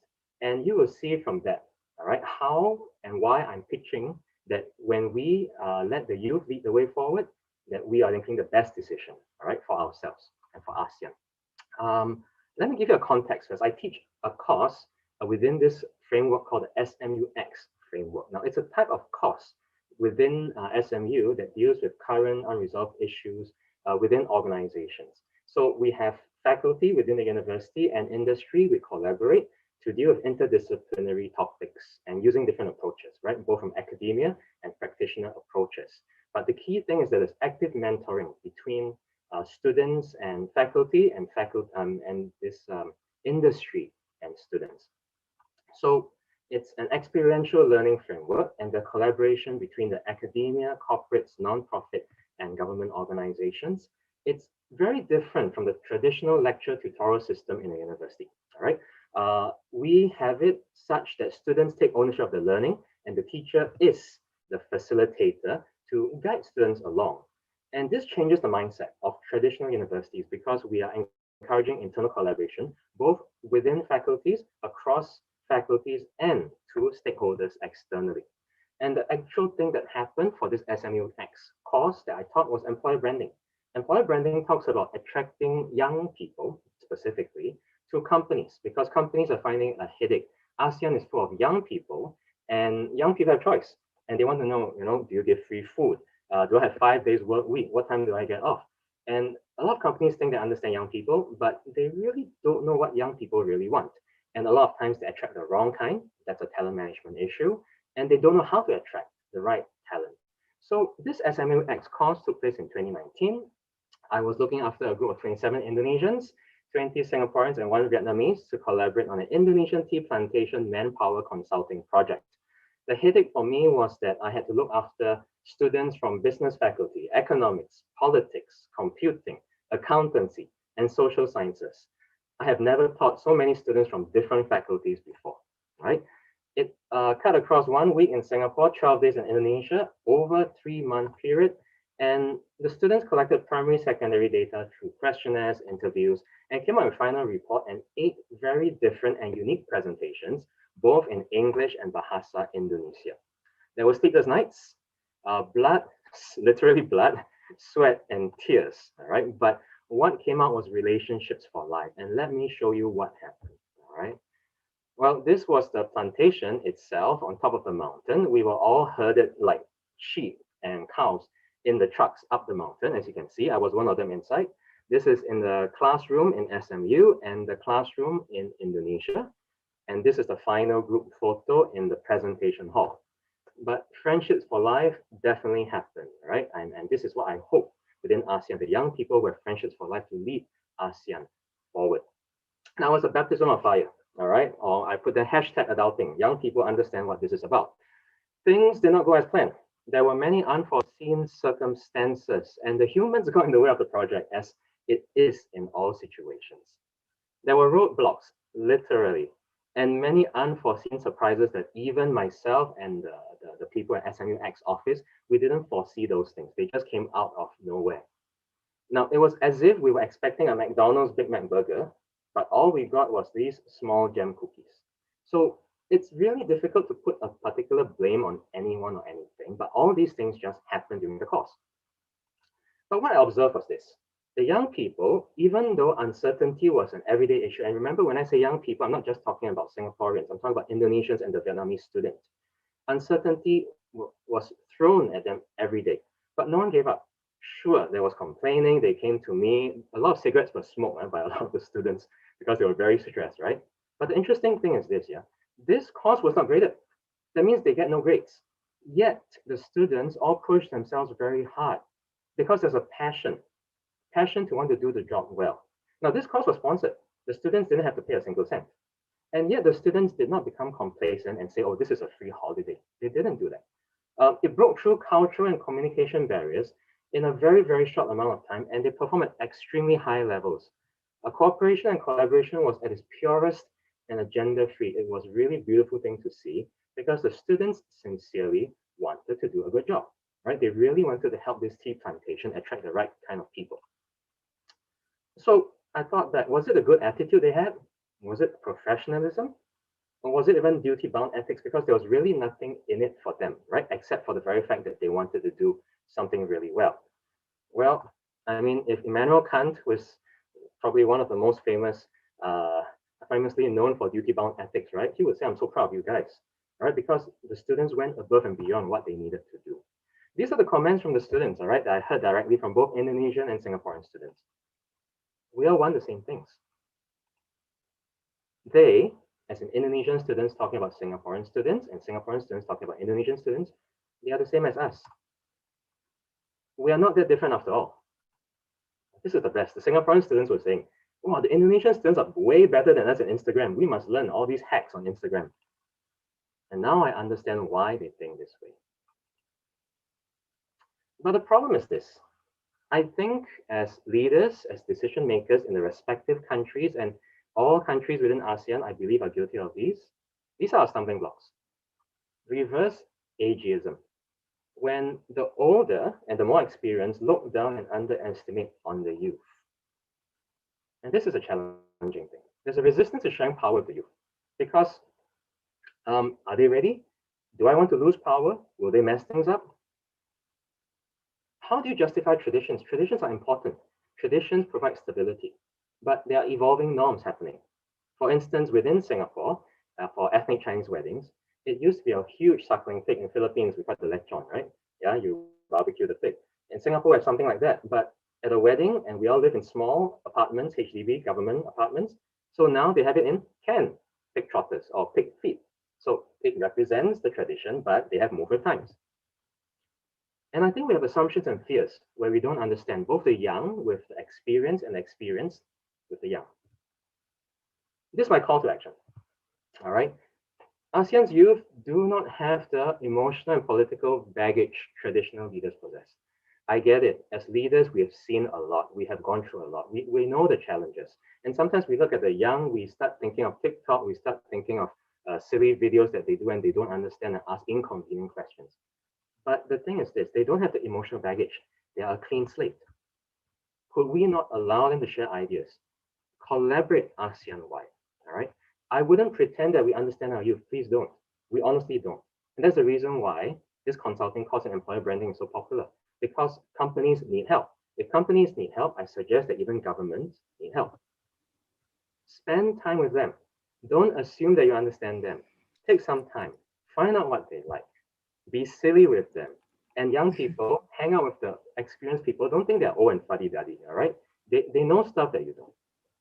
Always and ideas may not work for future challenges, all right? Because things are evolving. But importantly, there must be a spirit of learning.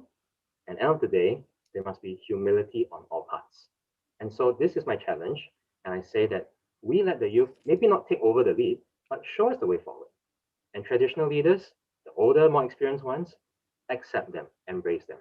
Let our youth show the way forward, because why? It's our ethical duty to do so. All right, I'm done. Thank you for your attention, and that's me. All right. Thank you very much, Dr. Paulins, and thank you very much for, highlighted that, empowering youth is very important. I have a bit of a question. So, this program of yours seemed to be like, creating a lot of results and impact. So do you have a plan on expanding this program across ASEAN? And, usually is it held like annually or how? So this particular project was it was quite a bold move on the part of the university. Our president, Lily Kong, also supported it when she took over. So it's something that we have, should I say, piloted and refined it within SMU itself. I believe that if the ASEAN Universities Network is interested, I think this is something we can work together on to share ideas, because I'm sure that we don't have all the answers ourselves. Yeah, and I think different challenges. I mean, we do go overseas to different ASEAN countries, but we always work with a local ASEAN partner or even universities. Yeah, so definitely, if there's an opportunity, I'm sure that we will be a part of it. We want to be a part of it.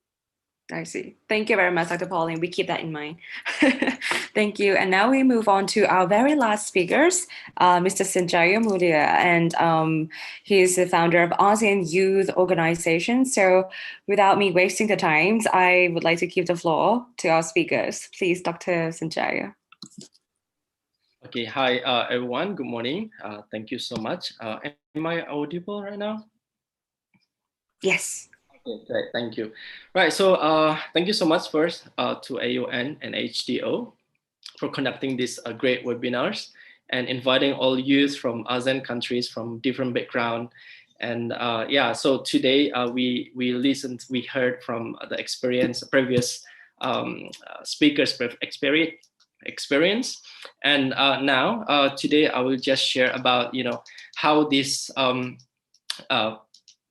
ethic things is actually implemented in ASEAN organizations, and it's more on practical way. So my name is Senjaya. Currently I'm living in Jakarta, and this one is ASEAN organizations we built since 2011. But before this next materials, I will just introduce a bit about ASEAN youth organizations. So we started as a community, as a Facebook page community in 2011. And then in 2013, we created the organizations. I will just briefly explain about the organizations. And then 2015, we established as a nonprofit, as a foundation. And 2018, we got the social enterprise in Singapore, and we got the ASEAN approval from the ASEAN Secretariat for the name. And this year, we plan to move our headquarters, relocate the headquarters from Indonesia to Singapore. So currently, we have around 35,000, more than 35 actually, active volunteers in ASEAN youth organizations, and more than 450 AYO ASEAN youth community on our social media as well. And we expanded in 17 chapter and networks, including 10 ASEAN countries and 7 countries outside ASEAN, which is like US, Canada, UK, Australia, and others. So our organization is actually very simple. We created this organization just as simple as we young people want to know each other, want to learn from other people, so from other nationality, other youth from another nationality. And in the beginning, actually, we plan to use this platform just to learn English. So at that time, we do not have any intention to create any organization at that time. We just want to learn about English. We want to learn about others' culture. So back in 2012, 2013, we actually actively share about the informations about ASEAN countries, including me, myself, I'm from Indonesia. And that time I stayed in Thailand. I shared about Indonesia to Thai youth and to social media as well. And this is what we are doing until today after we register as a non-profit organizations. So we aim to empower young people and then give a deeper understanding about ASEAN and the role in our community, in our society, to the grassroots especially. And we also open the collaborations to every stakeholders about youth empowerment programs or ASEAN related issue, empowering young people by allowing to gain the access to skills that are crucial in the global market in the future. Because in our organizations right now, we're also preparing some materials, some trainings to young people, so they can just come in and then access all these things, in one place. And then we also increase the number of youth involvement. So we encourage young people to be more active and create the change, positive, sustainable change in our community, in our society. This is our vision. So our vision is actually just to increase the awareness about ASEAN itself, as well as to increase the, to empower young people, youth, and engage to one to each other to create positive, sustainable change in their community. This is our values in our organizations. So we have 5 values in our organizations. We have accountability. As young people, we have to be accountable for everything we are doing right now. And then integrity, diversity, innovation, and teamwork. Today we will I will highlight more on diversity, because we are talking about ASEAN is diverse. We have a lot of differences, and I think by having these differences is actually make us stronger as a community.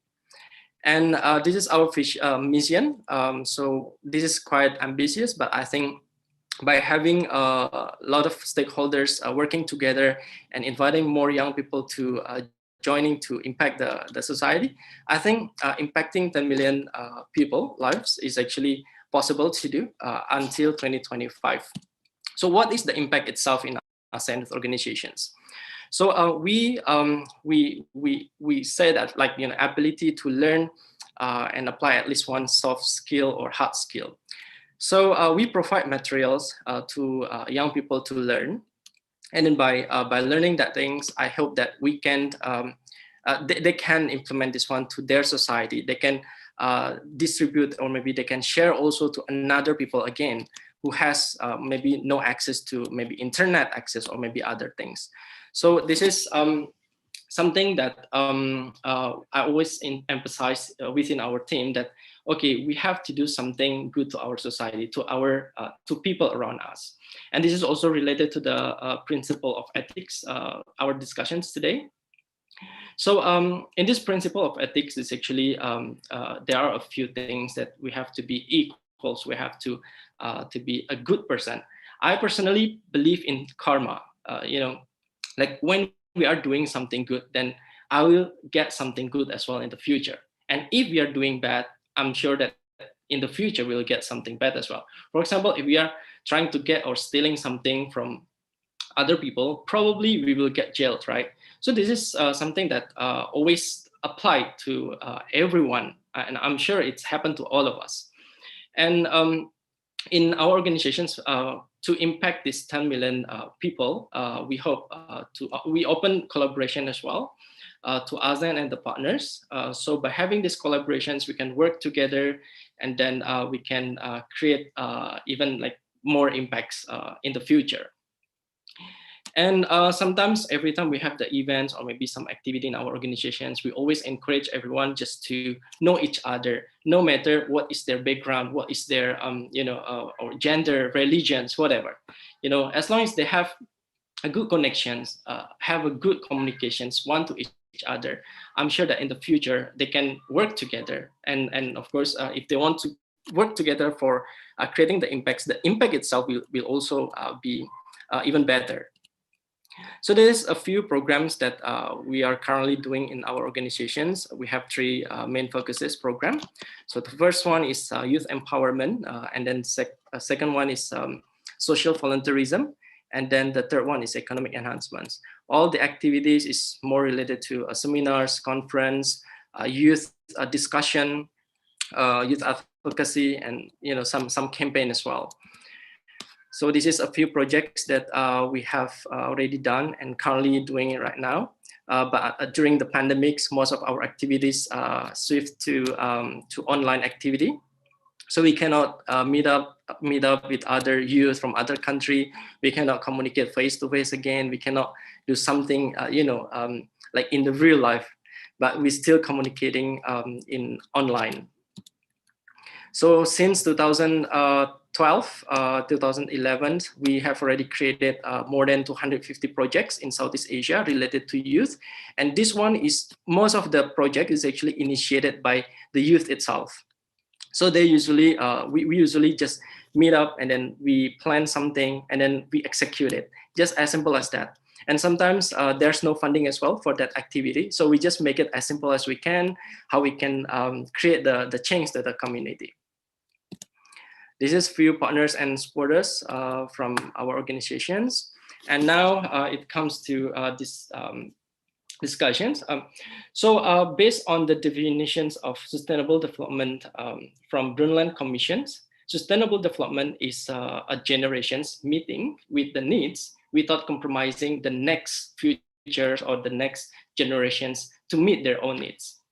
So this is something that sometimes we forget, sometimes when we want to do something in these generations, we sometimes just forget if actually there are another generations who wants to feel the same way, to feel the similar thing with us. So let's say we can talk about environment. When we are in these generations, sometimes we forget, like, oh, we use the plastic too much, or we use like just break all the environment things without thinking about the next generation. Some of us probably think about that. But some of us, as young people, sometimes some of them, they are more care about that. So they can do a campaign. They increase the awareness about how important we have to keep the environment for the future as well.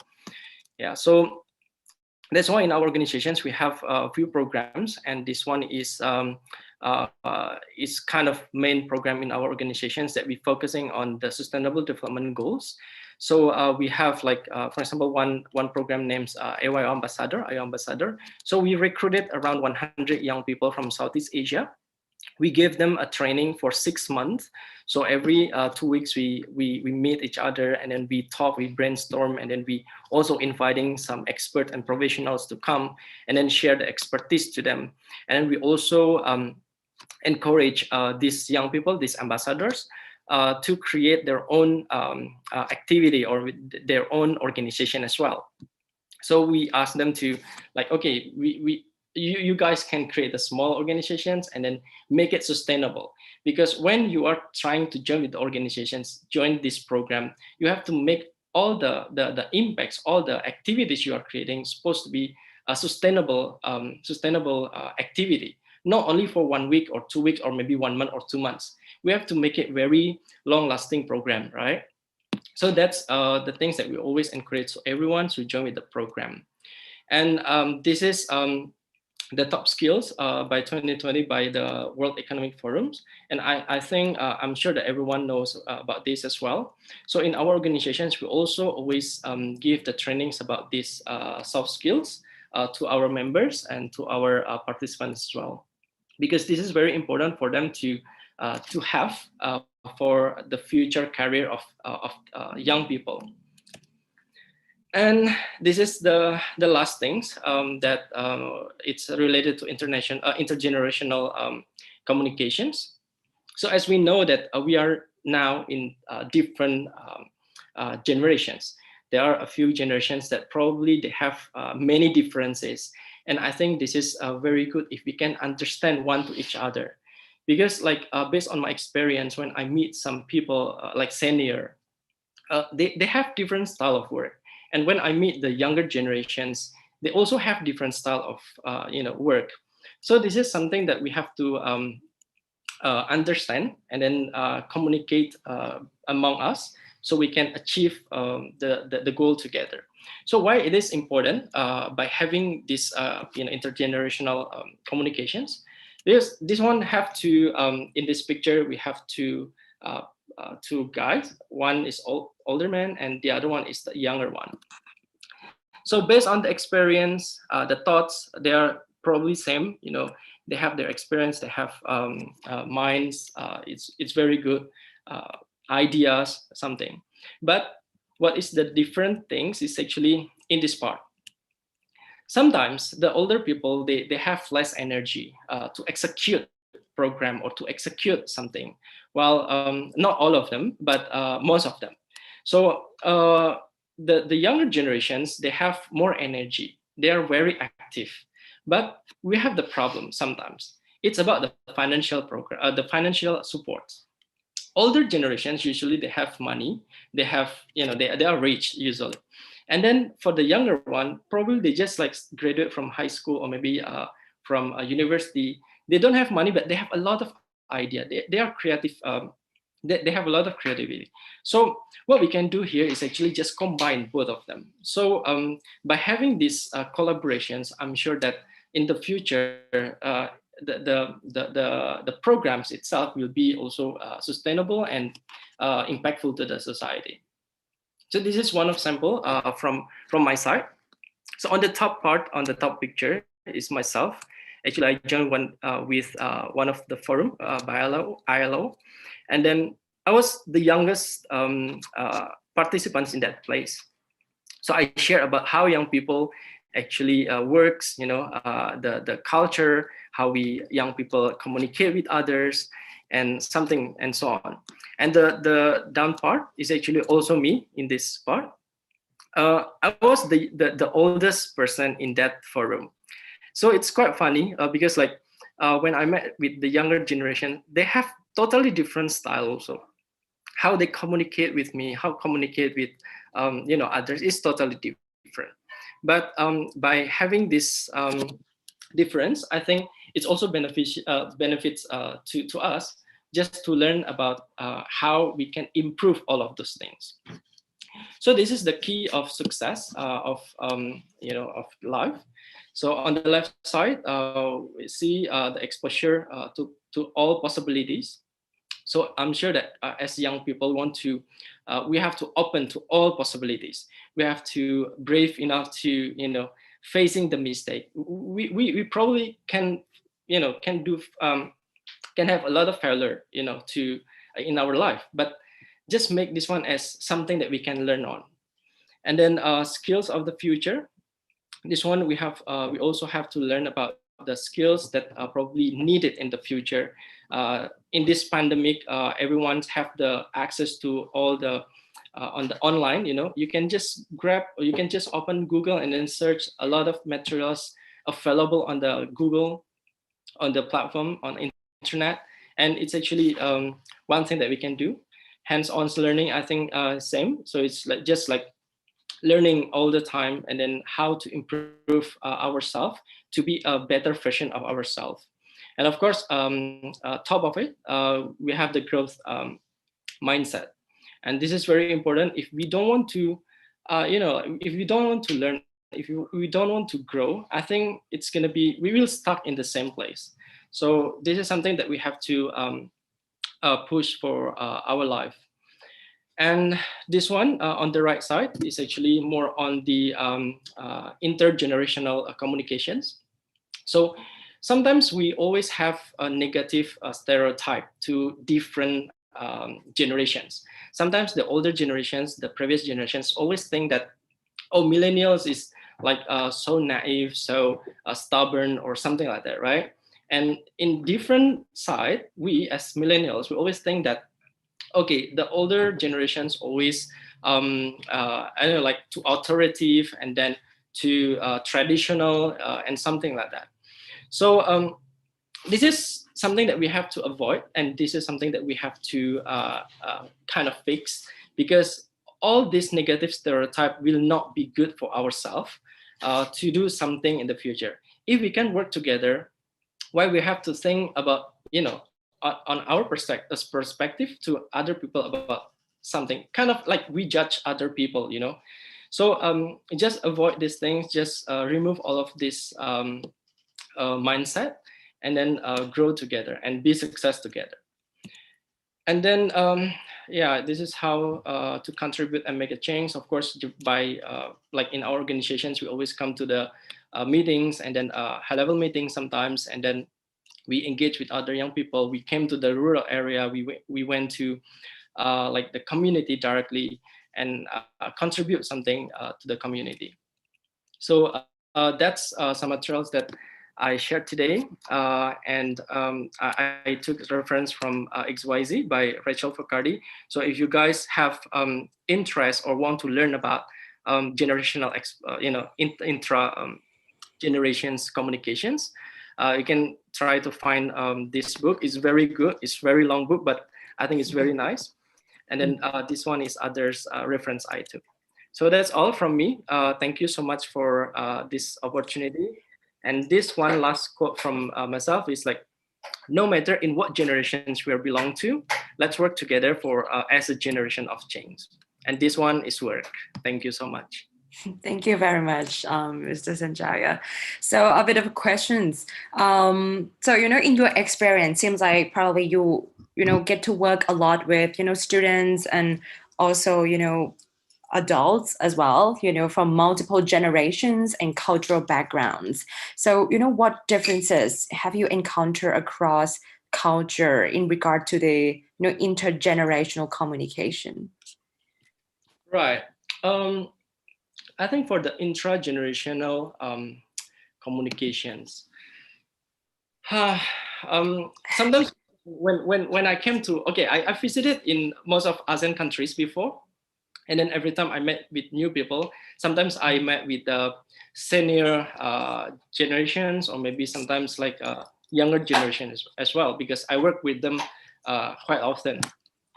So one thing that always come to, came to our discussion, sometimes we have this negative stereotyping.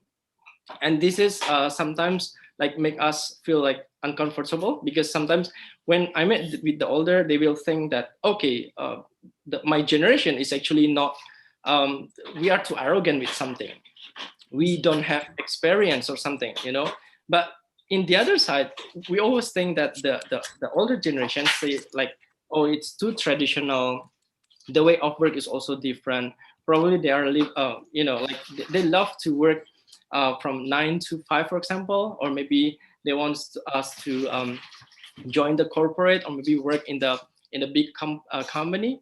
But we as young people, a younger generation sometimes, or even the Gen Z, they will think, oh, I can do by myself. I can create my own organizations, or I can create my own company as well. So this is something that come to our conversations, and this conflict is actually not good for I don't know, like for collaborations, right? So how we tackle that? We just like increase the communications. We have to understand. We have to respect with all opinion, and then I think by having a better understanding amongst generations, I think it's good for the future collaborations. I see. Thank you very much. Thank you very much.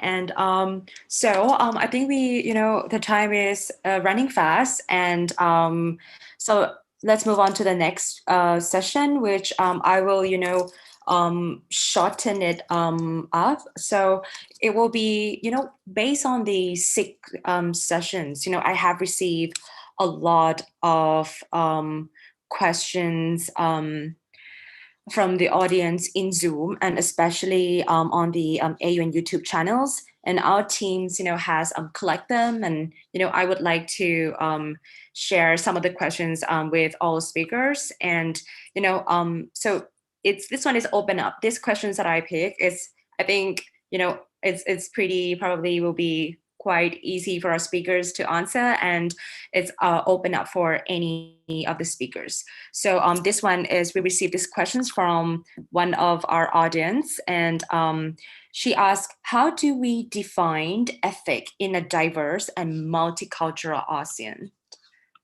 I can repeat the question. So how do we define ethics in a diverse and multicultural ASEAN?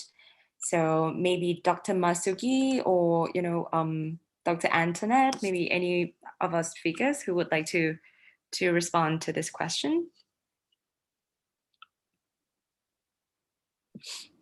Antonette, would you like to start? Okay.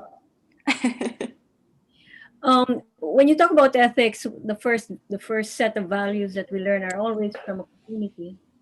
And so a multicultural Asian will seemingly have different moral values.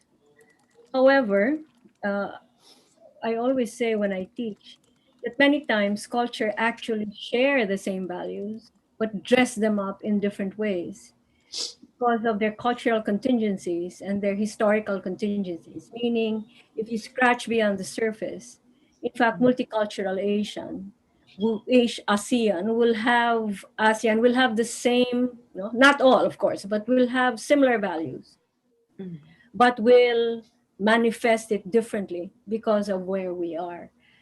But that's not to say, of course, that we have our differences. But I think we exaggerate the differences too much, far too much.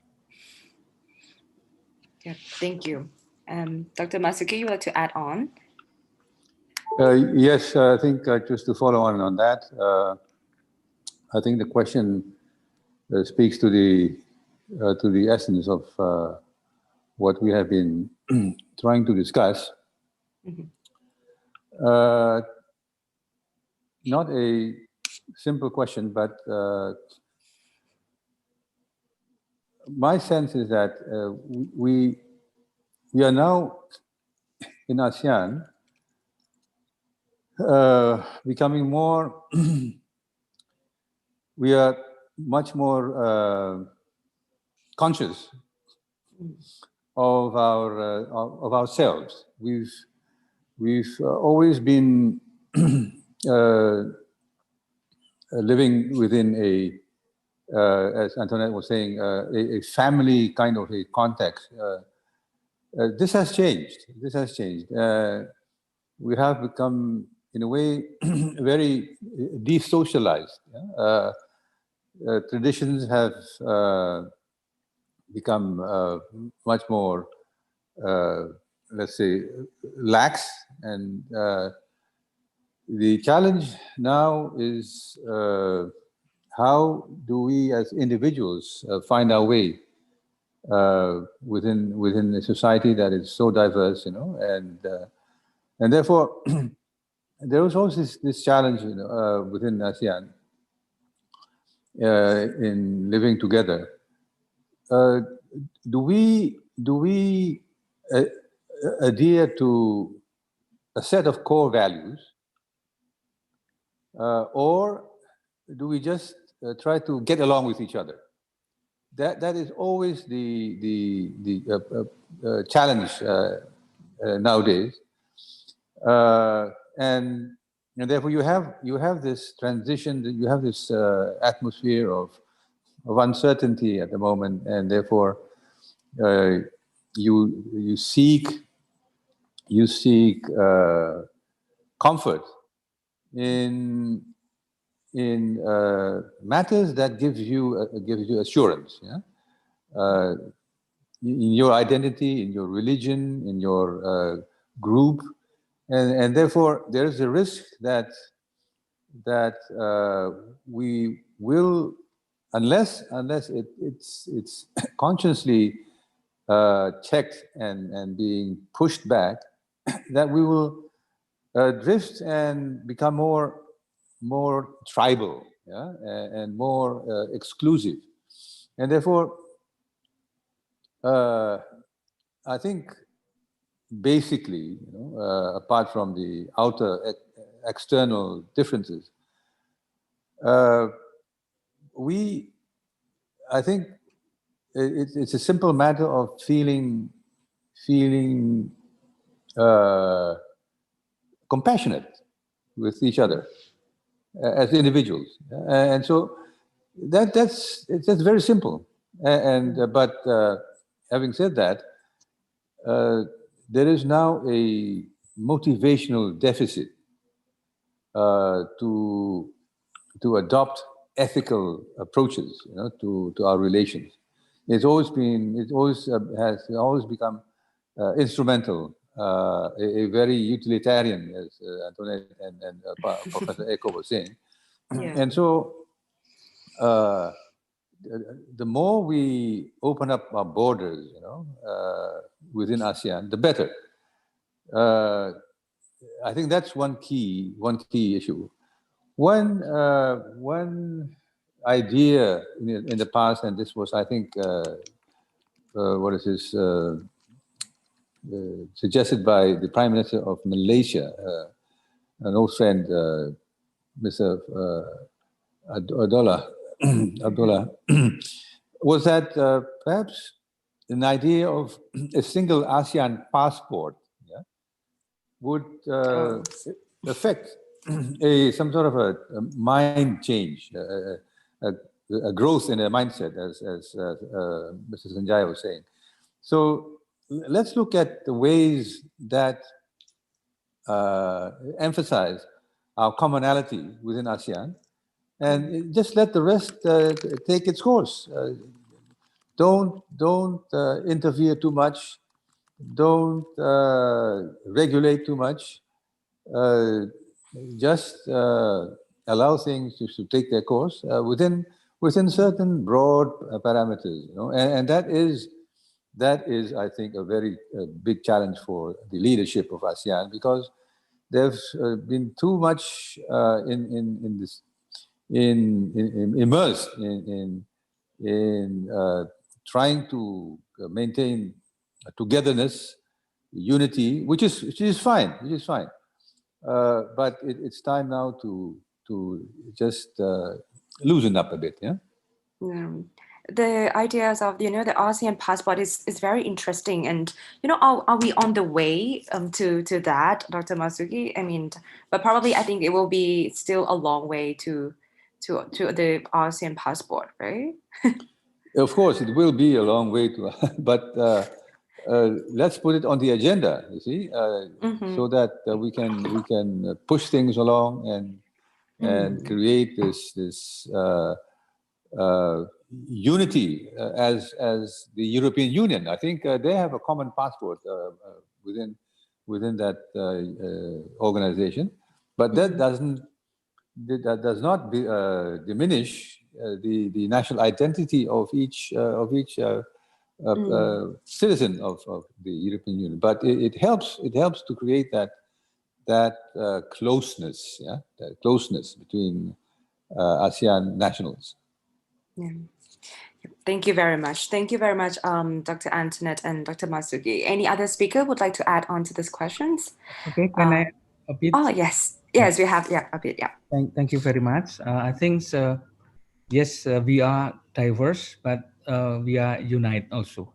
I think ethics, in the sense that we are diverse, ethics has the universal values. As I mentioned before, that the implementation in the practical level, I think, could be different. However, the spirit and the value, the core value of ethics is similar actually. Yeah, for example, respecting one to another is something value that has to be there in any kind of society, in any countries. But the way we show we show our respect to other people could be different. And I think the most important thing is how to get more understandings among us, like what already been shown by Dr. Paul and also Mr.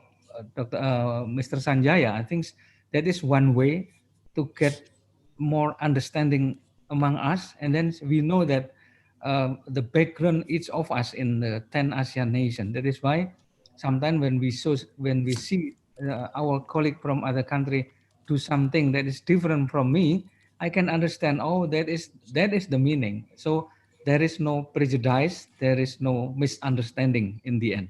So I believe if we can get closer and more understand one to another, I think quite optimistic to have ASEAN's unite but still diverse. Thank you very much. Thank you very much. And how about Dr. Paulim or Mr. Senjaya? Any words on this question? I just want. I totally agree with Dr. Eko and Dr. Marzuki as well. Mm-hmm. So by having this understanding, it will make us a stronger community in the future. As young people, I think we can just make it as simple as we meet each other in the future. I mean, like after the pandemic or maybe before the pandemic, we just meet each other, talk heart to heart probably, and then like, okay, we can do something in the future. Because this is what we have done like previously in ASEAN organizations. Like I met with a lot of people with different background, different culture, totally different. Like I met with Thai people, probably different with, I met with Filipinos.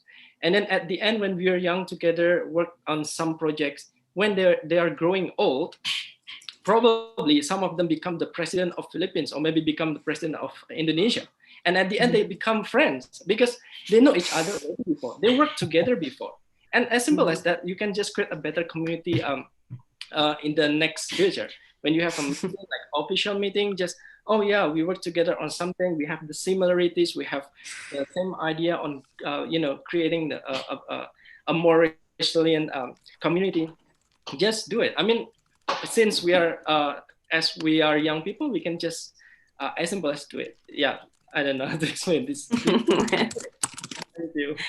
Yeah, thank you. Somehow it's true. That's why, at AUN or at others, organizations, that's why a lot of, we have youth activities to, connect them together and make sure, they are, a networking like for these students.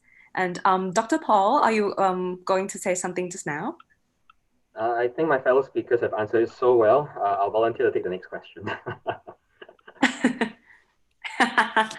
Okay, and yes, let's move to the next questions. But this one is it's quite narrowed down to, related to immigrants. So I will have to direct these questions to Ms. Dora Heng. So there is one question from the audience, and he or she are asking, what is the futures of pending approved immigrants?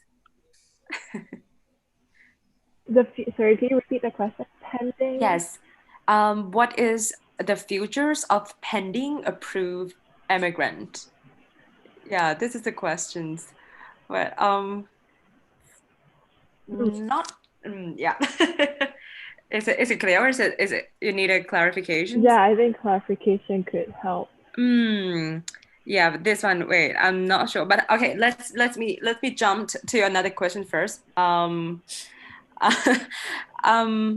Yeah, let's talk about, because there is one audience that mentions that education is a key, probably a key to understanding in ethic, because they were saying like education is a key, and as long as we do not understand what morality requires, we will not be making the right choice and decision. So yeah, so one of the questions related to this is, there is one question asking ethical diversities. I mean, is always visible even in educational institutions.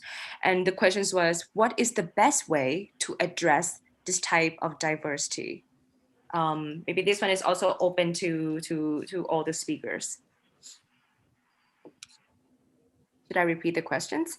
So it's ethical diversity is always visible even in educational institutions. So what is the best way to address this type of diversity? Any speaker would like to share your opinion on that? To say something, right? Yes, Dr. Paul, if you have. I don't think it's any personal view, right? I don't think it's anything earth-shattering or something totally new. We fear what we don't understand. In the case of the students that we brought together, the thing on my mind was it doesn't matter whether we were able to come up with solutions for the tea plantation, but we did. We had 8 specific solutions. But what my goal was, at least at the back of my mind, was that when it was time for the end of the course, everyone should not want to leave one another. And it was true. They were hugging, they were crying, they were like, can you take us back to Singapore? We're like, no, you can't. Then the Singaporeans say, can we stay longer? No, you can't. Right? So it's about spending time. It's about, and something I teach in, it's something very, very deep and complicated I teach in my ethics class. Drink coffee. Okay, it's called drinking coffee, drink tea, bubble tea, whatever things. I mean, just don't touch the alcohol stuff, all right? Drink, have a drink, sit down. Many cultures around ASEAN have that culture. The young people might want to go Starbucks. The more traditional, they want to sit down by the roadside on the stool, talk. Right? You see this in the Middle East. You see this everywhere when we have business meetings, right, and conferences and symposiums. It's about talking. And the problem is that I think with technology, we become too reliant on making quick snap decisions because Twitter is there, right? Instagram is there. We see things, we make an assumption, we judge, we post. And that has conditioned our minds to make assumptions very quickly, even on people. And supervisors also make that kind of demands on their employees. So if you think about it, we need to slow down, talk, drink some tea, drink some coffee, less sugar, good for the health, and talk. Yeah. I see. Thank you very much, Dr. Pauline. Any others opinion from other speakers? Okay. If not, then thank you very much for today. So before we end this webinars, overall, I mean, we've seen from this webinar that, there are a lot of ethical questions that the ASEAN regions must come together and answer.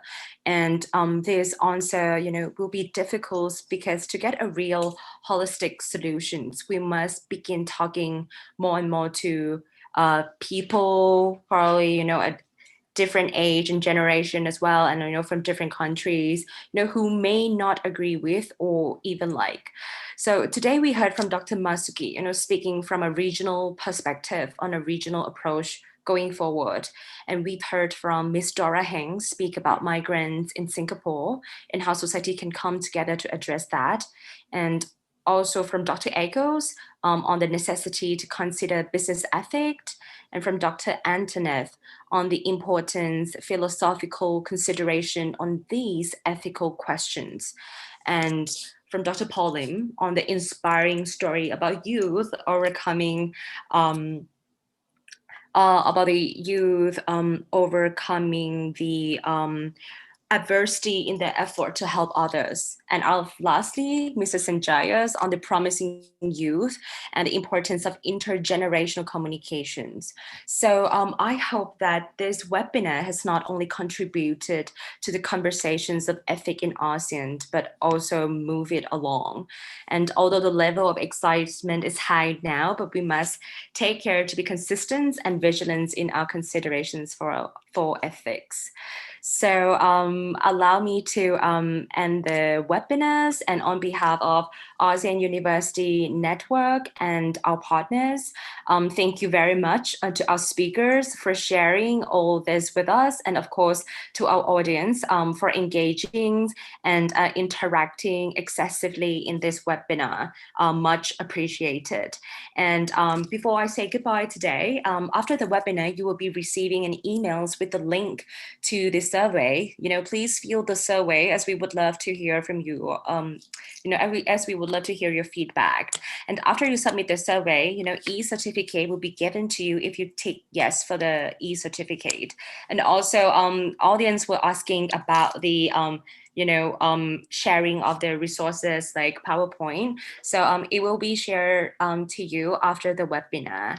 And something exciting for you to look forward to. The possible theme of our next webinar could be the rise of ethics in companies. So thank you very much to all of you, and we'll see you next time in the next webinar. Thank you. Thank you. Goodbye. Thank you so much. Thank you very much.